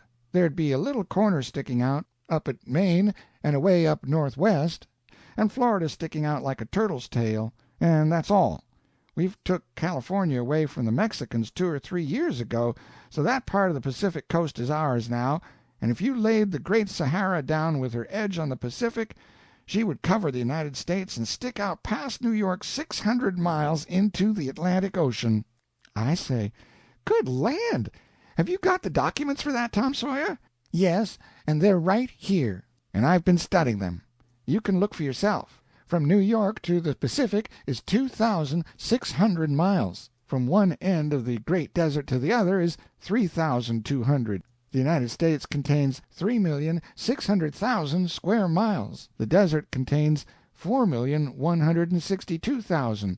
With the desert's bulk, you could cover up every last inch of the United States, and in under where the edges projected out, you could tuck England, Scotland, Ireland, France, Denmark, and all Germany. Yes, sir, you could hide the home of the brave and all of them countries clean out of sight under the Great Sahara, and you would still have 2,000 square miles of sand left." "Well," I says, "it clean beats me. Why, Tom, it shows that the Lord took as much pains making this desert as making the United States and all them other countries." Jim says, "Huck, that don't stand to reason. I reckon dis desert warn't made at all. Now you take and look at it like dis. You look at it and see if I's right. What's a desert good for? 'Tain't good for nothing. Dey ain't no way to make it pay. Ain't that so, Huck?" "Yes, I reckon." Ain't it so, Mars Tom? "I guess so. Go on." If a thing ain't no good, it's made in vain, ain't it? "Yes." Now den, do de Lord make anything in vain? You answer me dat. "Well, no, he don't." Den how come he make a desert? "Well, go on. How did he come to make it?" Mars Tom, I believe it is just like when you's building a house. Dey's always a lot of truck and rubbish lef over. What does you do with it? Don't you take and cart it off and dump it into an old vacant back lot? Course. Now den, it's my opinion it was just like dat the Great Sahara warn't made at all. She just happened. I said it was a real good argument, and I believed it was the best one Jim ever made. Tom, he said the same, but said the trouble about arguments is, they ain't nothing but theories, after all, and theories don't prove nothing. They only give you a place to rest on a spell when you are tuckered out butting around and around trying to find out something there ain't no way to find out. And he says, "There's another trouble about theories. There's always a hole in them somewheres, sure, if you look close enough. It's just so with this one of Jim's. Look what billions and billions of stars there is. How does it come that there was just exactly enough star stuff and none left over? How does it come there ain't no sand pile up there?" But Jim was fixed for him, and says, What's the Milky Way? Dat's what I want to know. What's the Milky Way? Answer me dat. "In my opinion, it was just a sockdologer. It's only an opinion, it's only my opinion, and others may think different, but I said it then and I stand to it now. It was a sockdologer. And moreover, besides, it landed Tom Sawyer. He couldn't say a word. He had that stunned look of a person that's been shot in the back with a kag of nails. All he said was, as for people like me and Jim, he'd just as soon have intellectual intercourse with a catfish. But anybody can say that. And I notice they always do when somebody has fetched them a lifter. Tom Sawyer was tired of that end of the subject.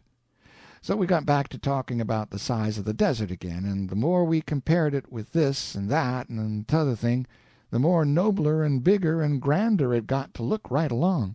And so, hunting amongst the figures, Tom found, by and by, that it was just the same size as the Empire of China. Then he showed us the spread the Empire of China made on the map, and the room she took up in the world.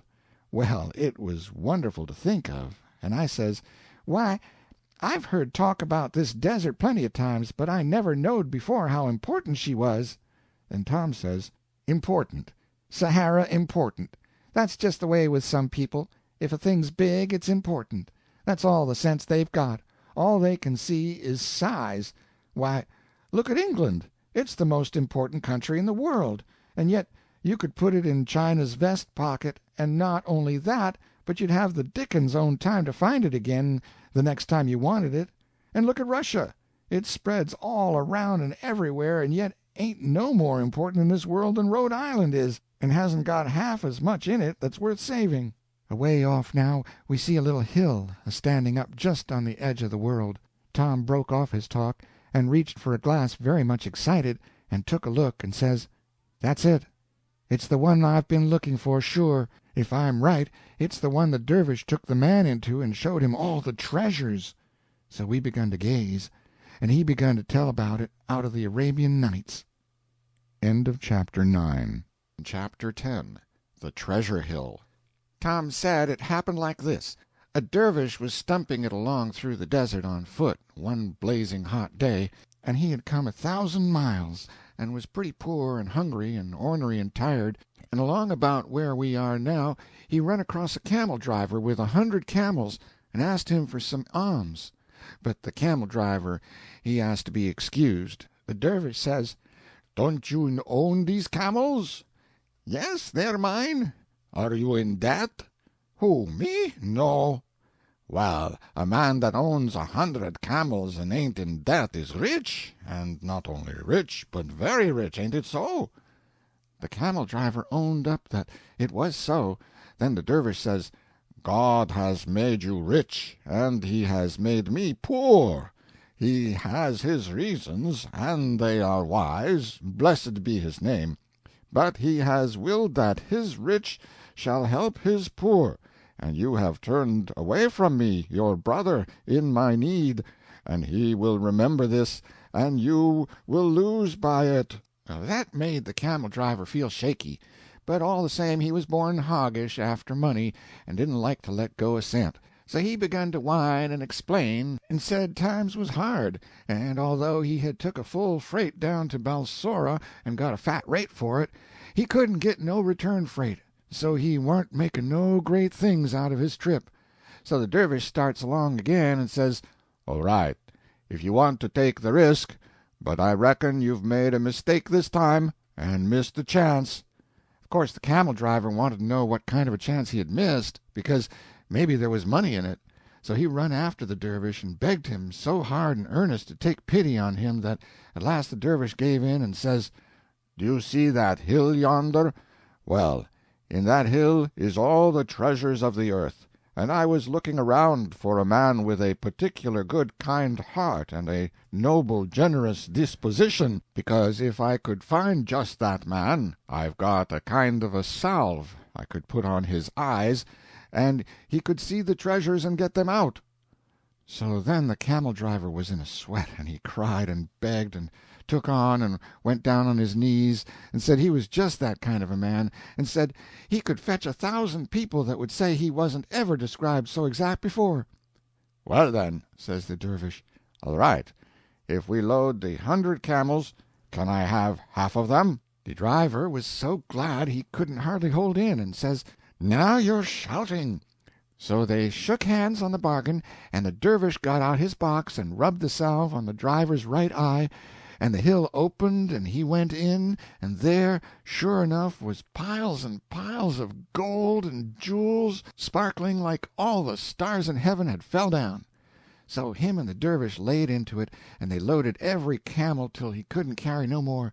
Then they said good-bye, and each of them started off with his 50. But pretty soon the camel-driver come a-running and overtook the dervish and says, "You ain't in society, you know, and you don't really need all you've got. Won't you be good and let me have 10 of your camels?" "Well," the dervish says, "I don't know but what you say is reasonable enough." So he done it, and they separated, and the dervish started off again with his 40. But pretty soon here comes the camel-driver bawling after him again, and whines and slobbers around and begs another 10 off of him, saying 30 camel-loads of treasure was enough to see a dervish through, because they live very simple, you know, and don't keep house, but board around and give their note. But that weren't the end yet. That ornery hound kept coming and coming till he had begged back all the camels and had the whole 100. Then he was satisfied, and ever so grateful, and said he wouldn't ever forget the dervish as long as he lived, and nobody hadn't been so good to him before and liberal. So they shook hands good-bye and separated and started off again. But do you know, it weren't 10 minutes till the camel-driver was unsatisfied again, He was the low-downest reptile in 7 counties, and he come a-running again, and this time the thing he wanted was to get the dervish to rub some of the salve on his other eye. "Why?" said the dervish. "Oh, you know," says the driver. "Know what?" "Well, you can't fool me," says the driver. "You're trying to keep back something from me. You know it mighty well. You know, I reckon, that if I had the salve on the other eye I could see a lot more things that's valuable. Come, please put it on." The dervish says, "I wasn't keeping anything back from you. I don't mind telling you what would happen if I put it on. You'd never see again. You'd be stone blind the rest of your days." But do you know, that beat wouldn't believe him. No, he begged and whined and cried, till at last the dervish opened his box and told him to put it on if he wanted to. So the man done it, and sure enough he was as blind as a bat in a minute. Then the dervish laughed at him and mocked at him and made fun of him, and says, "Goodbye, a man that's blind ain't got no use for jewelry," and he cleared out with 100 camels, and left that man to wander around poor and miserable and friendless the rest of his days in the desert. Jim said he'd bet it was a lesson to him.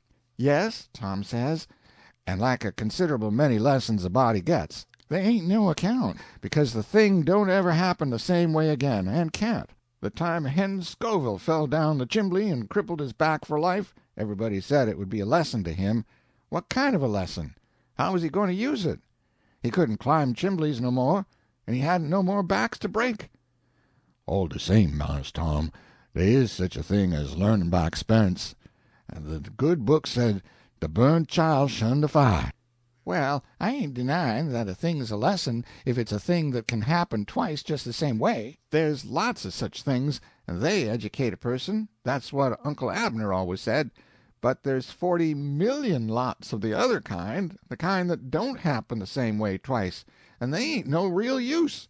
They ain't no more instructive than the smallpox. When you've got it, it ain't no good to find out you ought to been vaccinated, and it ain't no good to get vaccinated afterward, because the smallpox don't come but once. But on the other hand, Uncle Abner said that the person that had took a bull by the tail once had learnt 60 or 70 times as much as a person that hadn't, and said a person that started in to carry a cat home by the tail was getting knowledge that was always going to be useful to him and warn't ever going to grow dim or doubtful.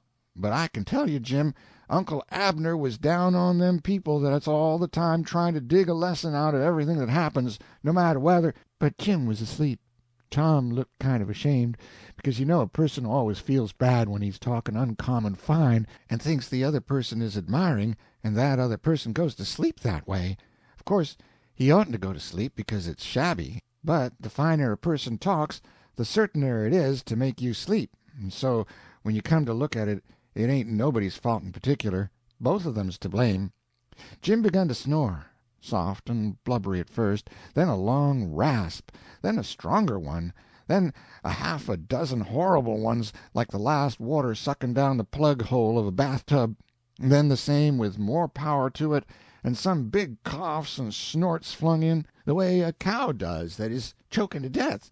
And when the person has got to that point he is at his level best, and can wake up a man that is in the next block with a dipper full of laudanum in him, but can't wake himself up, although all that awful noise of his'n ain't but 3 inches from his own ears. And that is the curious thing in the world, seems to me.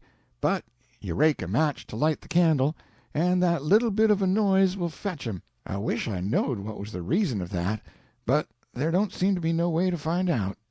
Now there was Jim alarming the whole desert and yanking the animals out for miles and miles around to see what in the nation was going on up there.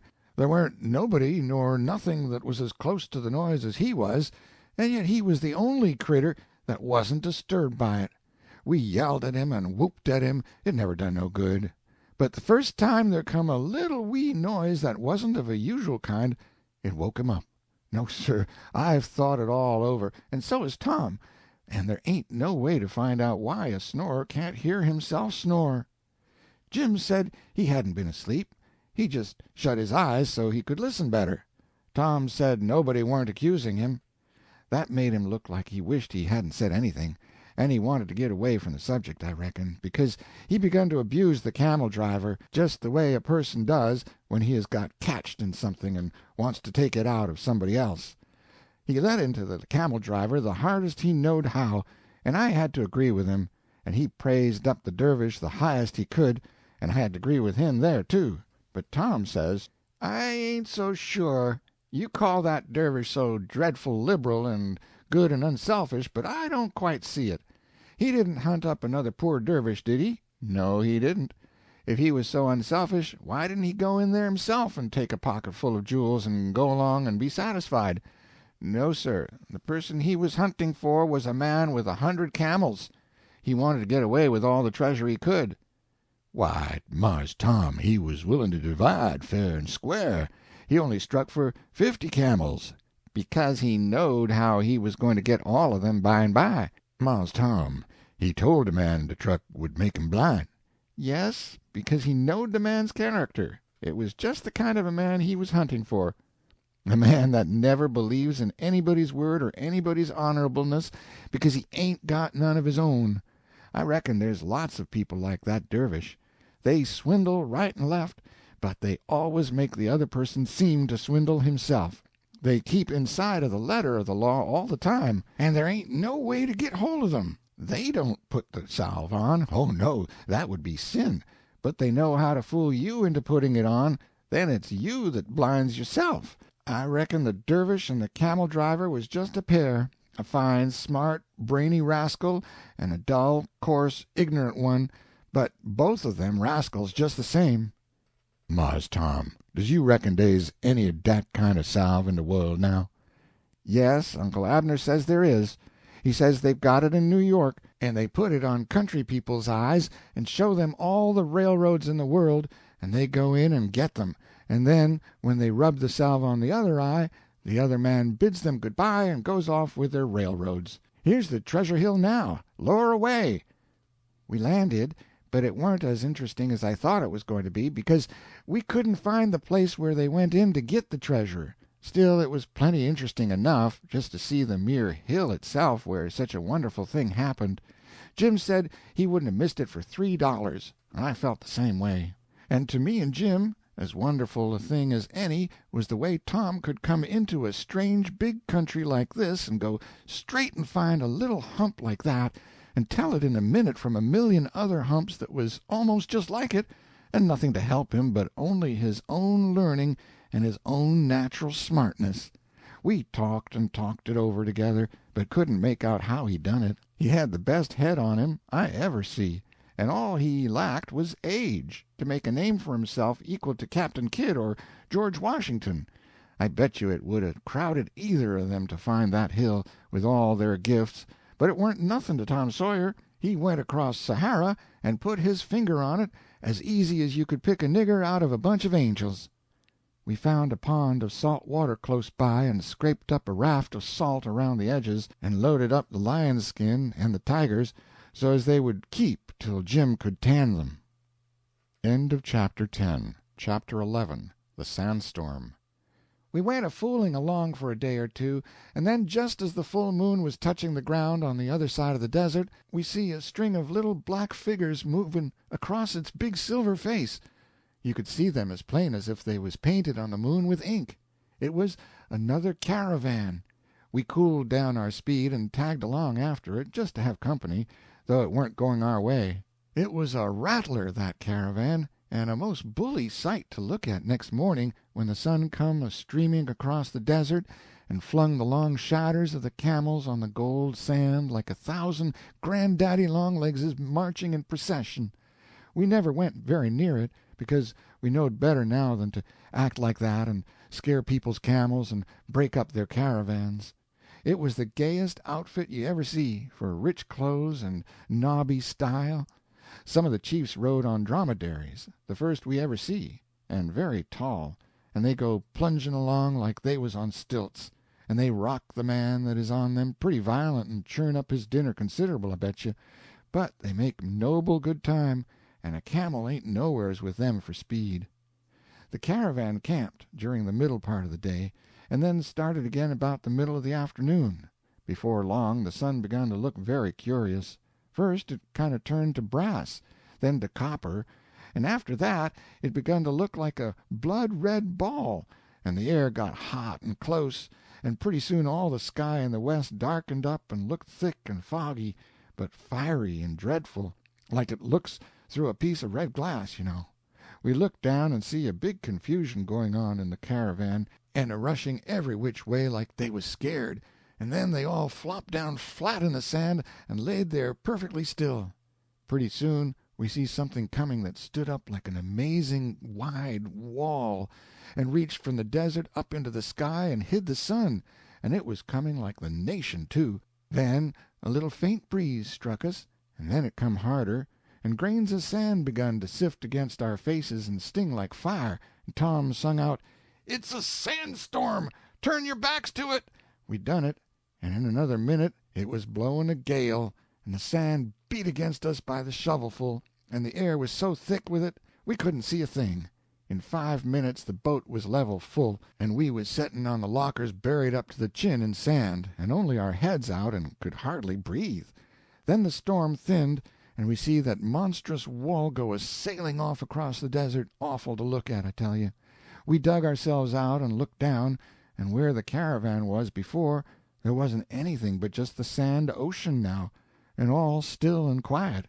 All them people and camels was smothered and dead and buried under 10 foot of sand, we reckoned, and Tom allowed it might be years before the wind uncovered them, and all that time their friends wouldn't ever know what become of that caravan.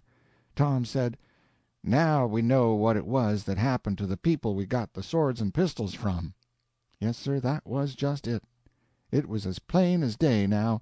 They got buried in a sandstorm, and the wild animals couldn't get at them, and the wind never uncovered them again until they was dried to leather and weren't fit to eat.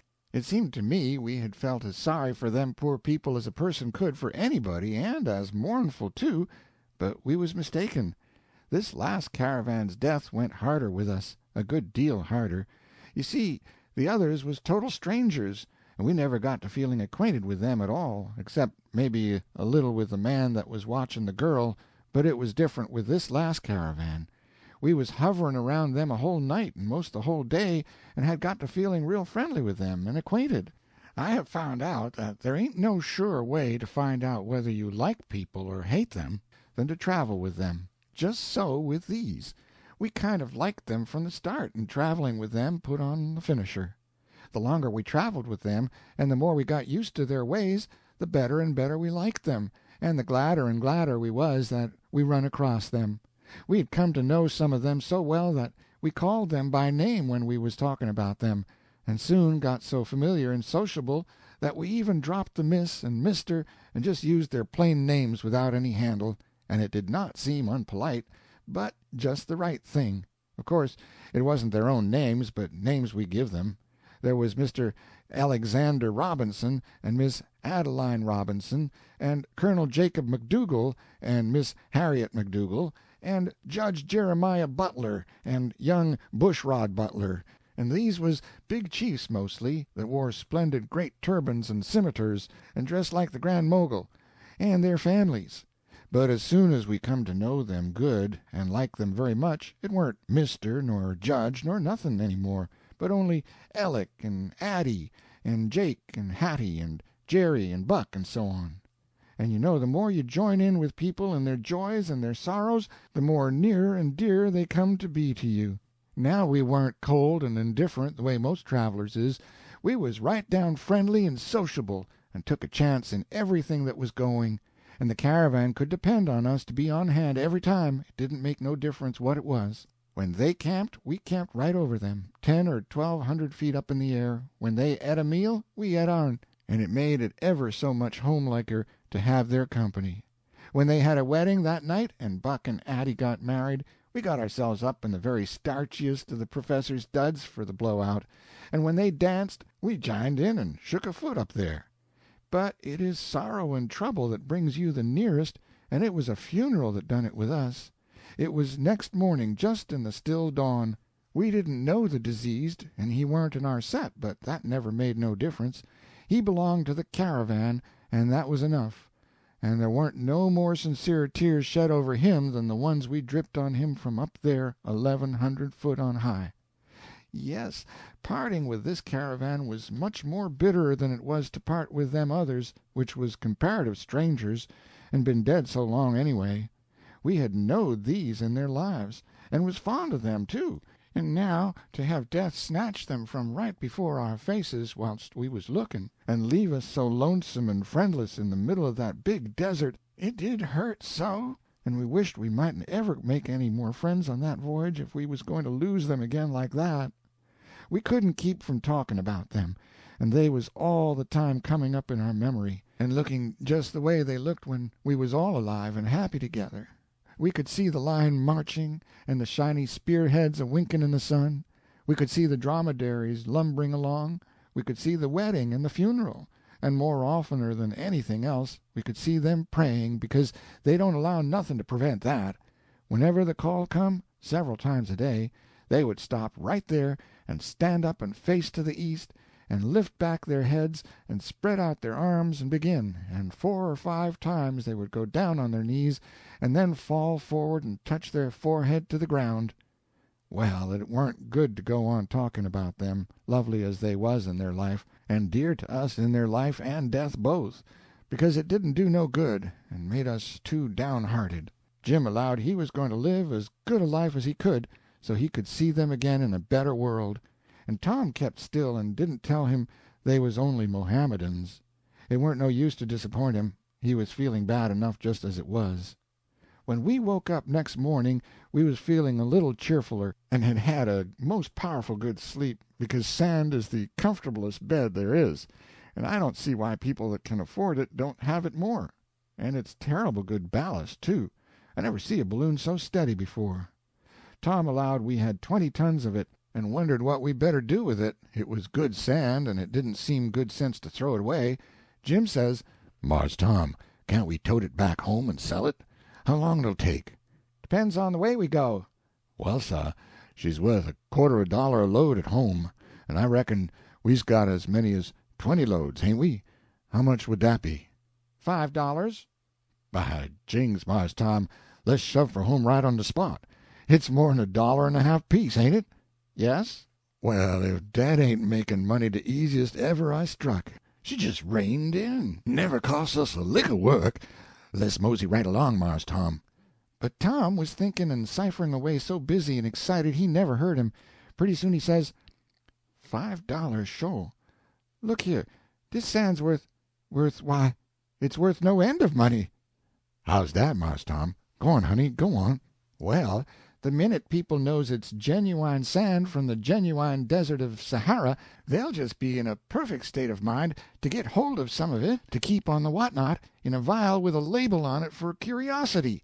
All we got to do is to put it up in vials and float around all over the United States and peddle them out at 10 cents apiece. We've got all of $10,000 worth of sand in this boat.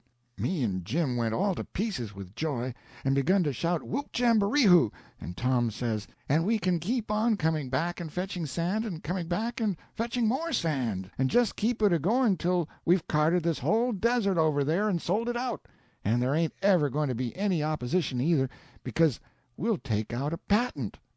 My goodness, I says, we'll be as rich as creosote, won't we, Tom? Yes, Croesus, you mean. Why, that dervish was hunting in that little hill for the treasures of the earth, and didn't know he was walking over the real ones for 1,000 miles. He was blinder than he made the driver. Mars Tom, how much is we going to be worth? Well, I don't know yet. It's got to be ciphered, and it ain't the easiest job to do, either, because it's over 4,000,000 square miles of sand at 10 cents a vial. Jim was awful excited, but this faded it out considerable, and he shook his head and says, Mars Tom, we can't afford all them vials. A king couldn't. We better not try to take the whole desert, Mars Tom. The vials gwine to bust us, sho. Tom's excitement died out, too, now, and I reckoned it was on account of the vials, but it wasn't. He set there thinking and got bluer and bluer, and at last he says, Boys, it won't work. We got to give it up. Why, Tom? On account of the duties. I couldn't make nothing out of that, neither could Jim. I says, What is our duty, Tom? Because if we can't get around it, why can't we just do it? People often has to.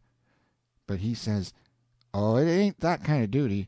The kind I mean is a tax. Whenever you strike a frontier, that's the border of a country, you know, you find a custom house there, and the government officers comes and rummages amongst your things and charges a big tax, which they call a duty because it's their duty to bust you if they can, and if you don't pay the duty they'll hog your sand. They call it confiscating, but that don't deceive nobody, it's just hogging, and that's all it is. Now if we try to carry this sand home the way we're pointed now, we got to climb fences till we get tired, just frontier after frontier, Egypt, Arabia, Hindustan, and so on, and they'll all whack on a duty, and so you see, easy enough, we can't go that road. Why, Tom, I says, we can sail right over their old frontiers. How are they going to stop us? He looked sorrowful at me and says, very grave, Huck Finn, do you think that would be honest? I hate them kind of interruptions. I never said nothing, and he went on, well, we're shut off the other way, too. If we go back the way we've come, there's the New York Custom House, and that is worse than all of them others put together on account of the kind of cargo we've got. Why? Well, they can't raise Sahara sand in America, of course, and when they can't raise a thing there, the duty is 1,400,000% on it if you try to fetch it in from where they do raise it. There ain't no sense in that, Tom Sawyer. Who said there was? What do you talk to me like that for, Huck Finn? You wait till I say a thing's got sense in it before you go to accusing me of saying it. All right, consider me crying about it, and sorry. Go on. Jim says, Mars Tom, do they jam dat duty onto everything we can't raise in America, and don't make no stinction twixt anything? yes, that's what they do. Mars Tom, ain't the blessing of the Lord the most valuable thing dey is? Yes, it is. Don't the preacher stand up in the pulpit and call it down on the people? Yes.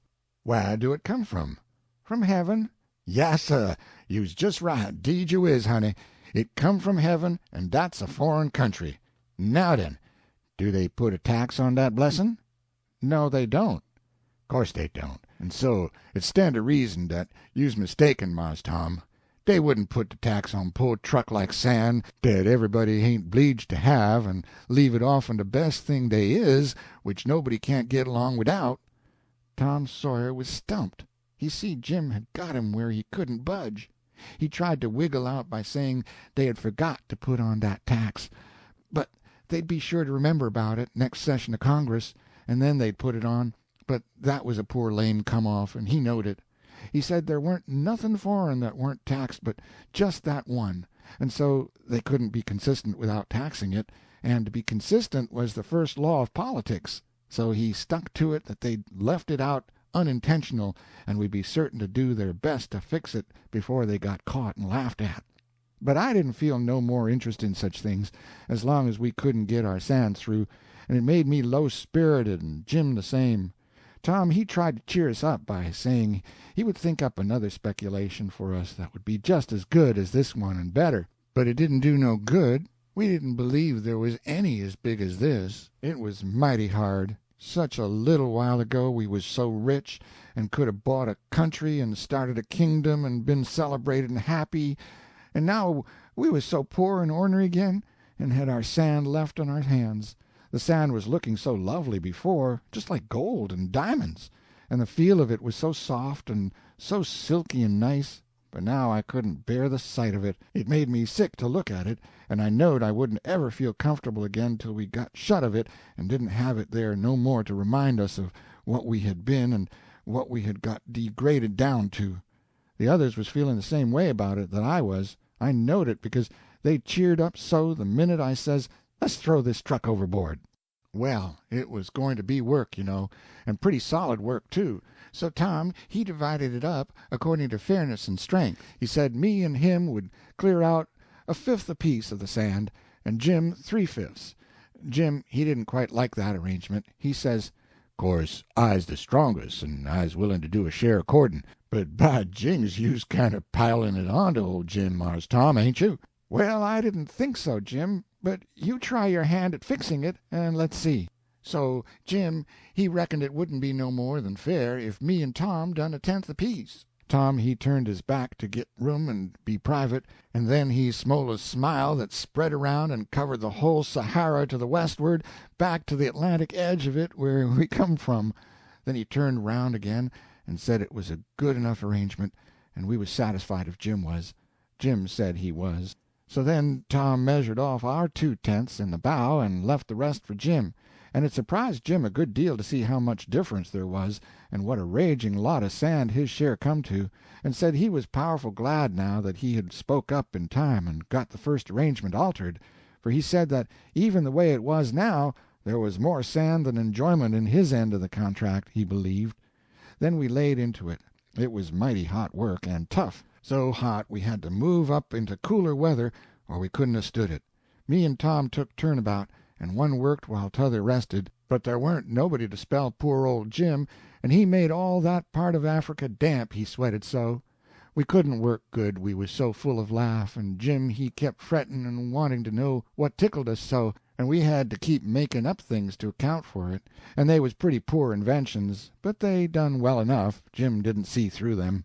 At last, when we got done, we was most dead, but not with work but with laughing. By and by Jim was most dead too, but it was with work. Then we took turns and spelled him, and he was as thankful as he could be, and would set on the gunwale and swab the sweat and heave and pant and say how good we was to a poor old nigger, and he wouldn't ever forget us. He was always the gratefulest nigger I ever see for any little thing you done for him. He was only nigger outside. Inside he was as white as you be. End of Chapter 11. Chapter 12. Jim Standing Siege.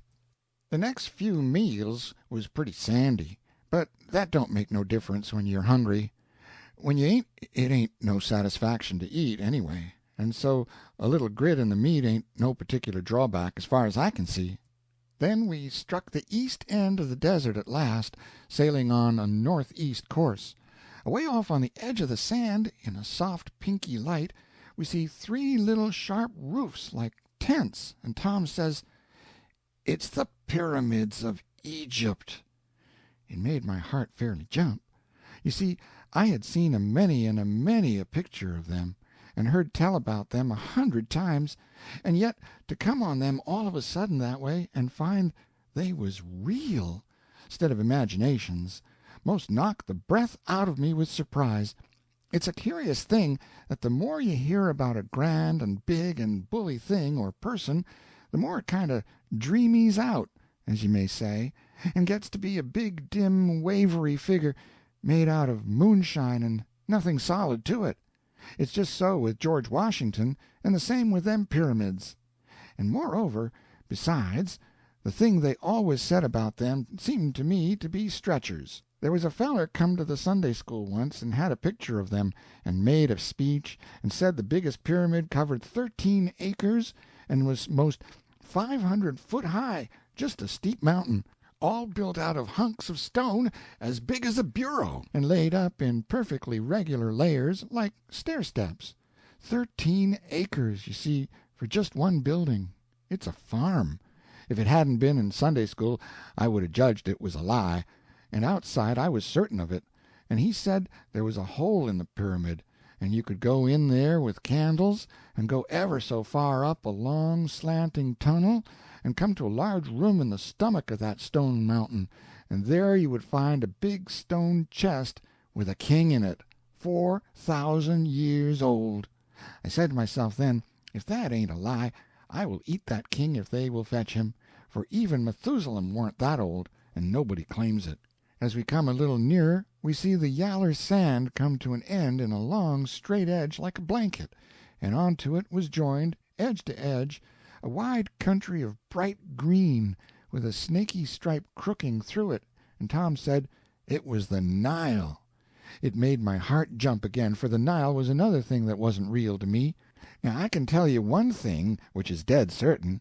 If you will fool along over 3,000 miles of yaller sand, all glimmering with heat so that it makes your eyes water to look at it, and you've been a considerable part of a week doing it, the green country will look so like home and heaven to you that it will make your eyes water again. It was just so with me, and the same with Jim. and when Jim got so he could believe it was the land of Egypt he was looking at, he wouldn't enter it standing up, but got down on his knees and took off his hat, because he said it wasn't fitting for a humble poor nigger to come any other way where such men had been as Moses and Joseph and Pharaoh and the other prophets. He was a Presbyterian, and had a most deep respect for Moses, which was a Presbyterian too, he said. He was all stirred up, and says, "It's the land of Egypt, the land of Egypt, and I's 'lowed to look at it wid my own eyes, and I's de river dat was turned to blood, and I's lookin' at de very same ground where de plagues was, and de lice, and de frogs, and de locusts, and de hail, and where dey marked de doorposts, and de angel of de Lord come by in de darkness of de night, and slew de firstborn in all de land of Egypt. Old Jim ain't worthy to see dis day." And then he just broke down and cried, he was so thankful. So between him and Tom there was talk enough, Jim being excited because the land was so full of history, Joseph and his brethren, Moses and the bulrushes, Jacob coming down into Egypt to buy corn, the silver cup and the sack, and all them interesting things. And Tom just as excited, too, because the land was so full of history that was in his line, about New Reddin and Bedreddin, and such like monstrous giants that made Jim's wool rise, and a raft of other Arabian Nights folks, which the half of them never done the things they let on they done, I don't believe. Then we struck a disappointment, for one of them early morning fogs started up, and it warn't no use to sail over the top of it, because we would go by Egypt sure. So we judged it was best to set her by compass straight for the place where the pyramids was getting blurred and blotted out, and then drop low and skin along pretty close to the ground and keep a sharp lookout. Tom took the helm, I stood by to let go the anchor, and Jim he straddled the bow to dig through the fog with his eyes and watch out for danger ahead. We went along a steady gait, but not very fast, and the fog got solider and solider, so solid that Jim looked dim and ragged and smoky through it. It was awful still, and we talked low and was anxious. Now and then Jim would say, "H'ist her a pint, Mars Tom, h'ist her," and up she would skip a foot or two, and we would slide right over a flat-roofed mud cabin, with people that had been asleep on it just beginning to turn out and gap and stretch. And once, when a feller was clear up on his hind legs so he could gap and stretch better, we took him a blip in the back and knocked him off. By and by, after about an hour, and everything dead still, and we a-straining our ears for sounds and holding our breath, the fog thinned a little, very sudden, and Jim sung out in an awful scare, "Oh, for the land's sake, set her back, Mars Tom! Here's the biggest giant out in the Arabian Nights a-comin' for us!" and he went over backwards in the boat. Tom slammed on the back action, and as we slowed to a standstill, a man's face as big as our house at home looked in over the gunwale, same as a house looks out of its windows, and I laid down and died. I must have been clear dead and gone for as much as a minute or more. Then I come to, and Tom had hitched a boat-hook onto the lower lip of the giant and was holding the balloon steady with it whilst he canted his head back and got a good long look up at that awful face. Jim was on his knees with his hands clasped, gazing up at the thing in a begging way and working his lips, but not getting anything out. I took only just a glimpse, and was fading out again, but Tom says, "He ain't alive, you fools! It's the Sphinx!" I never see Tom look so little and like a fly, but that was because the giant's head was so big and awful. Awful, yes, so it was, but not dreadful any more, because you could see it was a noble face, and kind of sad, and not thinking about you, but about other things and larger. It was stone, reddish stone, and its nose and ears battered, and that give it an abused look, and you felt sorry for it for that. We stood off a piece and sailed around it and over it, and it was just grand. It was a man's head, or maybe a woman's, on a tiger's body 125 foot long, and there was a dear little temple between its front paws. All but the head used to be under the sand for hundreds of years, maybe thousands, but they had just lately dug the sand away and found that little temple. It took a power of sand to bury that critter, most of as much as it would to bury a steamboat, I reckon. We landed Jim on top of the head, with an American flag to protect him, it being a foreign land, Then we sailed off to this and that and t'other distance, to get what Tom called effects and perspectives and proportions, and Jim he done the best he could, striking all the different kinds of attitudes and positions he could study up, but standing on his head and working his legs the way a frog does was the best.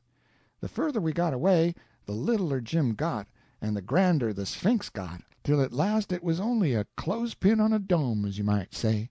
That's the way perspective brings out the correct proportions, Tom said. He said Julius Caesar's niggers didn't know how big he was, they was too close to him. Then we sailed off further and further, till we couldn't see Jim at all any more, and then that great figure was at its noblest a-gazing out over the Nile Valley, so still and solemn and lonesome, and all the little shabby huts and things that was scattered about it clean disappeared and gone, and nothing around it now but a soft, wide spread of yaller velvet, which was the sand. That was the right place to stop, and we done it. We set there a-looking and a-thinking for a half an hour, nobody a-saying anything, for it made us feel quiet and kind of solemn to remember it had been looking over that valley just that same way and thinking its awful thoughts all to itself for thousands of years, and nobody can't find out what they are to this day. At last I took up the glass and see some little black things a-capering around on that velvet carpet, and some more a-climbing up the critter's back, and then I see 2 or 3 wee puffs of white smoke, and told Tom to look. He done it and says, "They're bugs. No, hold on, why, I believe they're men. Yes, it's men and horses both. They're hauling a long ladder up onto the Sphinx's back. Now ain't that odd? And now they're trying to lean it up there's some more puffs of smoke. It's guns! Huck, they're after Jim!" We clapped on the power and went for them a-biling. We was there in no time, and come a-whizzing down amongst them, and they broke and scattered every which way, and some that was climbing the ladder after Jim let go all holts and fell. We soared up and found him laying on top of the head panting and most tuckered out, partly from howling for help and partly from scare. He'd been standing a siege a long time, a week, he said, but it weren't so. It only just seemed so to him because they was crowding him so. They had shot at him and rained the bullets all around him, but he warn't hit, and when they found he wouldn't stand up and the bullets couldn't get at him when he was laying down, they went for the ladder, and then he knowed it was all up with him if we didn't come pretty quick. Tom was very indignant and asked him why he didn't show the flag and command them to git in the name of the United States. Jim said he done it, but they never paid no attention. Tom said he would have this thing looked into at Washington, and says, "You'll see that they'll have to apologize for insulting the flag, and pay an indemnity, too, on top of it, even if they get off that easy." Jim says, What's an indemnity, Mars Tom? "It's cash, that's what it is." Who gets it, Mars Tom? "Why, we do." And who gets the apology? "The United States, or we can take whichever we please. We can take the apology, if we want to, and let the government take the money." How much money will it be, Mars Tom? "Well, in an aggravated case like this one, it will be at least $3 apiece, and I don't know but more." Well, den, we'll take de money, Mars Tom, blame de apology. Ain't dat your notion, too? And ain't it yourn, Huck? We talked it over a little and allowed that that was as good a way as any, so we agreed to take the money. It was a new business to me, and I asked Tom if countries always apologized when they had done wrong, and he says, "Yes, the little ones does." We was sailing around examining the pyramids, you know, and now we soared up and roosted on the flat top of the biggest one, and found it was just like what the man said in the Sunday school. It was like 4 pairs of stairs that starts broad at the bottom and slants up and comes together in a point at the top, only these stair-steps couldn't be clumb the way you climb other stairs. No, for each step was as high as your chin, and you have to be boosted up from behind. The 2 other pyramids weren't far away, and the people moving about on the sand between looked like bugs crawling, we was so high above them. Tom he couldn't hold himself, he was so worked up with gladness and astonishment to be in such a celebrated place, and he just dripped history from every pore, seemed to me. He said he couldn't scarcely believe he was standing on the very identical spot the prince flew from on the bronze horse. It was in the Arabian Nights times, he said. Somebody give the prince a bronze horse with a peg in its shoulder, and he could get on him and fly through the air like a bird, and go all over the world, and steer it by turning the peg, and fly high or low and land wherever he wanted to. When he got done telling it, there was one of them uncomfortable silences that comes, when a person has been telling a whopper and you feel sorry for him and wish you could think of some way to change the subject and let him down easy, but get stuck and don't see no way, and before you can pull your mind together and do something, that silence has got in and spread itself and done the business. I was embarrassed. Jim, he was embarrassed, and neither of us couldn't say a word. Well, Tom, he glowered at me a minute and says, "Come, out with it. What do you think?" I says, "Tom Sawyer, you don't believe that yourself." "What's the reason I don't? What's to hinder me?" "There's one thing to hinder you. It couldn't happen, that's all." "What's the reason it couldn't happen?" "You tell me the reason it could happen." "This balloon is a good enough reason it could happen, I should reckon. Why is it?" "Why is it? I never saw such an idiot. Ain't this balloon and the bronze horse the same thing under different names?" "No, they're not. One is a balloon and the other's a horse. It's very different. Next you'll be saying a house and a cow is the same thing." By Jackson, Huck's got him again. They ain't no wiggling out of dat. "Shut your head, Jim. You don't know what you're talking about, and Huck don't. Look here, Huck, I'll make it plain to you, so you can understand. You see, it ain't the mere form that's got anything to do with their being similar or unsimilar, it's the principle involved, and the principle is the same in both. Don't you see now?" I turned it over in my mind, and says, "Tom, it ain't no use. Principles is all very well, but they don't get around that one big fact that the thing that a balloon can do ain't no sort of proof of what a horse can do." "Shucks, Huck, you don't get the idea at all. Now, look here a minute. It's perfectly plain. Don't we fly through the air?" "Yes." "Very well. Don't we fly high or fly low, just as we please?" "Yes." "Don't we steer whichever way we want to?" "Yes." "And don't we land when and where we please?" "Yes." "How do we move the balloon and steer it?" "By touching the buttons." "Now I reckon the thing is clear to you at last. In the other case the moving and steering was done by turning a peg. We touch a button, the prince turned a peg. There ain't an atom of difference, you see. I knowed I could get it through your head if I stuck to it long enough." He felt so happy he begun to whistle, but me and Jim was silent, so he broke off surprised and says, "Looky here, Huck Finn, don't you see it yet?" I says, "Tom Sawyer, I want to ask you some questions." "Go ahead," he says, and I see Jim chirk up to listen. "As I understand it, the whole thing is in the buttons and the peg. The rest ain't of no consequence. A button is one shape, a peg is another shape, but that ain't any matter." "No, that ain't any matter, as long as they both got the same power." "All right, then. What is the power that's in a candle and in a match?" "It's the fire." "It's the same in both, then?" "Yes, just the same in both." "All right. Suppose I set fire to a carpenter shop with a match, what will happen to that carpenter shop?" "She'll burn up." "And suppose I set fire to this pyramid with a candle, will she burn up?" "Of course she won't." "All right. Now the fire's the same both times. Why does the shop burn and the pyramid don't?" "Because the pyramid can't burn." "Aha! And a horse can't fly." My land, if Huck ain't got him again.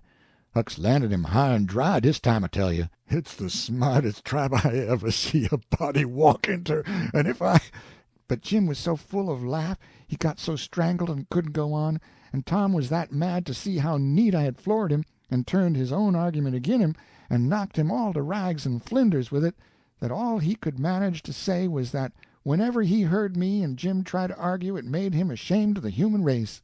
I never said nothing. I was feeling pretty well satisfied. When I have got the best of a person that way, it ain't my way to go around crowing about it the way some people does, for I consider that if I was in his place I wouldn't wish him to crow over me. It's better to be generous. That's what I think. End of Chapter 12. Chapter 13, Going for Tom's Pipe. By and by we left Jim to float around up there in the neighborhood of the pyramids, and we clumb down to the hole where you go into the tunnel, and went in with some Arabs and candles, and away in there in the middle of the pyramid we found a room and a big stone box in it where they used to keep that king, just as the man in the Sunday school said. But he was gone now. Somebody had got him. But I didn't take no interest in the place, because there could be ghosts there, of course. Not fresh ones, but I don't like no kind. So then we come out and got some little donkeys and rode a piece, and then went in a boat another piece, and then more donkeys, and got to Cairo. And all the way the road was as smooth and beautiful a road as ever I see, and had tall date palms on both sides, and naked children everywhere, and the men was as red as copper, and fine and strong and handsome. And the city was a curiosity. Such narrow streets! Why, they were just lanes, and crowded with people with turbans, and women with veils, and everybody rigged out in blazing bright clothes and all sorts of colors, and you wondered how the camels and the people got by each other in such narrow little cracks, but they done it. A perfect jam, you see, and everybody noisy. The stores warn't big enough to turn round in, but you didn't have to go in. The storekeeper sat tailor fashion on his counter, smoking his snaky long pipe, and had his things where he could reach them to sell, and he was just as good as in the street, for the camel-loads brushed him as they went by. Now and then a grand person flew by in a carriage with fancy-dressed men running and yelling in front of it, and whacking anybody with a long rod that didn't get out of the way. And by along comes the Sultan riding horseback at the head of a procession, and fairly took your breath away, his clothes was so splendid, and everybody fell flat and laid on his stomach while he went by. I forgot, but a feller helped me remember. He was one that had a rod and run in front. There was churches, but they don't know enough to keep Sunday. They keep Friday and break the Sabbath. You have to take off your shoes when you go in. There was crowds of men and boys in the church, setting in groups on the stone floor and making no end of noise, getting their lessons by heart, Tom said, out of the Koran, which they think is a Bible, and people that knows better knows enough to not let on. I never see such a big church in my life before, and most awful high it was. It made you dizzy to look up.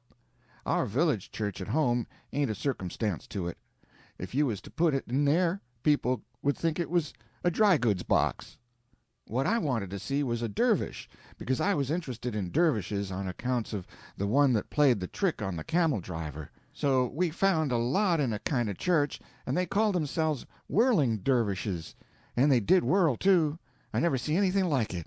They had tall sugar-loaf hats on, and linen petticoats, and they spun and spun and spun, round and round like tops, and the petticoats stood out on a slant, and it was the prettiest thing I ever see, and made me drunk to look at it. They was all Moslems, Tom said, and when I asked him what a Moslem was, he said it was a person that wasn't a Presbyterian. So there is plenty of them in Missouri, though I didn't know it before. We didn't see half there was to see in Cairo, because Tom was in such a sweat to hunt out places that was celebrated in history. We had a most tiresome time to find the granary where Joseph stored up the grain before the famine, and when we found it, it weren't worth much to look at, being such an old tumble-down wreck, but Tom was satisfied, and made more fuss over it than I would make if I stuck a nail in my foot. How he ever found that place was too many for me. We passed as much as 40 just like it before we come to it, and any of them would 'a' done for me, but none but just the right one would suit him. I never see anybody so particular as Tom Sawyer. The minute he struck the right one he recognized it, as easy as I would recognize my other shirt if I had one. But how he done it he couldn't any more tell me than he could fly. He said so himself. Then we hunted a long time for the house where the boy lived that learned the caddy how to try the case of the old olives and the new ones, and said it was out of the Arabian Nights, and he would tell me and Jim about it when he got time. Well, we hunted and hunted till I was ready to drop, and I wanted Tom to give it up and come next day, and get somebody that knowed the town and could talk Missourian and go straight to the place. But no, he wanted to find it himself, and nothing else would answer. So on we went. Then, at last, the remarkablest thing happened I ever see. The house was gone hundreds of years ago, every last rag of it gone, but just one mud brick. Now a person wouldn't ever believe that a backwoods Missouri boy that hadn't ever been in that town before could go and hunt that place over and find that brick, but Tom Sawyer done it. I know he done it, because I see him do it. I was right by his very side at the time, and see him see the brick and see him recognize it. Well, I says to myself, how does he do it? Is it knowledge, or is it instinct? Now, there's the facts, just as they happened. Let everybody explain it their own way. I've ciphered over it a good deal, and it's my opinion that some of it is knowledge, but the main bulk of it is instinct. The reason is this. Tom put the brick in his pocket to give to a museum with his name on it and the facts when he went home, and I slipped it out and put another brick considerable like it in its place, and he didn't know the difference. But there was a difference, you see. I think that settles it. It's mostly instinct, not knowledge. Instinct tells him where the exact place is for the brick to be in, and so he recognizes it by the place it's in, not by the look of the brick. If it was knowledge, not instinct, he would know the brick again by the look of it the next time he seen it, which he didn't. So it shows that for all the brag you hear about knowledge being such a wonderful thing, instinct is worth 40 of it for real unerringness. Jim says the same. When we got back, Jim dropped down and took us in, and there was a young man there with a red skull cap and tassel on, and a beautiful silk jacket and baggy trousers, with a shawl around his waist and pistols in it, that could talk English, and wanted to hire to us as guide and take us to Mecca and Medina and Central Africa and everywheres for $50 a day and his keep, and we hired him and left, and piled on the power, and by the time we was through dinner we was over the place where the Israelites crossed the Red Sea when Pharaoh tried to overtake them and was caught by the waters. We stopped then and had a good look at the place, and it done Jim good to see it. He said he could see it all, now, just the way it happened. He could see the Israelites walking along between the walls of water, and the Egyptians coming from away off yonder, hurrying all they could, and see them start in as the Israelites went out, and then, when they was all in, see the walls tumble together and drown the last man of them. Then we piled on the power again, and rushed away and hovered over Mount Sinai, and saw the place where Moses broke the tables of stone, and where the children of Israel camped in the plain and worshipped the golden calf, and it was all just as interesting as could be, and the guide knowed every place as well as I knowed the village at home. But we had an accident now, and it fetched all the plans to a standstill. Tom's old ornery corncob pipe had got so old and swelled and warped that she couldn't hold together any longer, notwithstanding the strings and bandages, but caved in and went to pieces.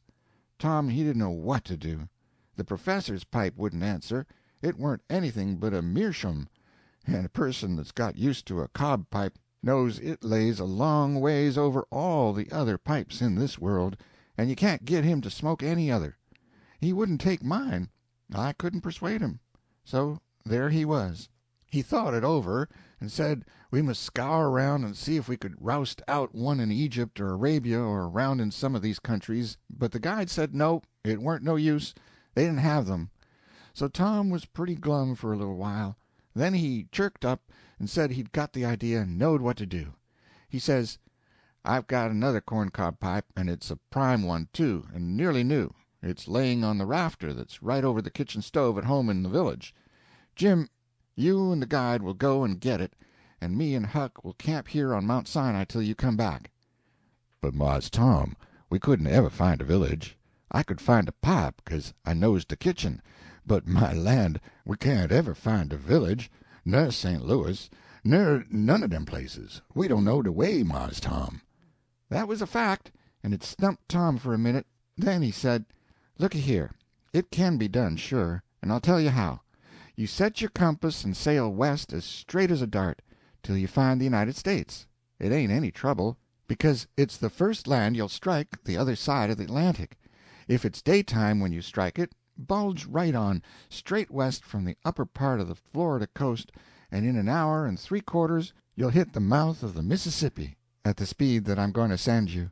You'll be so high up in the air that the earth will be curved considerable, sort of like a washbowl turned upside down, and you'll see a raft of rivers crawling around every which way long before you get there, and you can pick out the Mississippi without any trouble.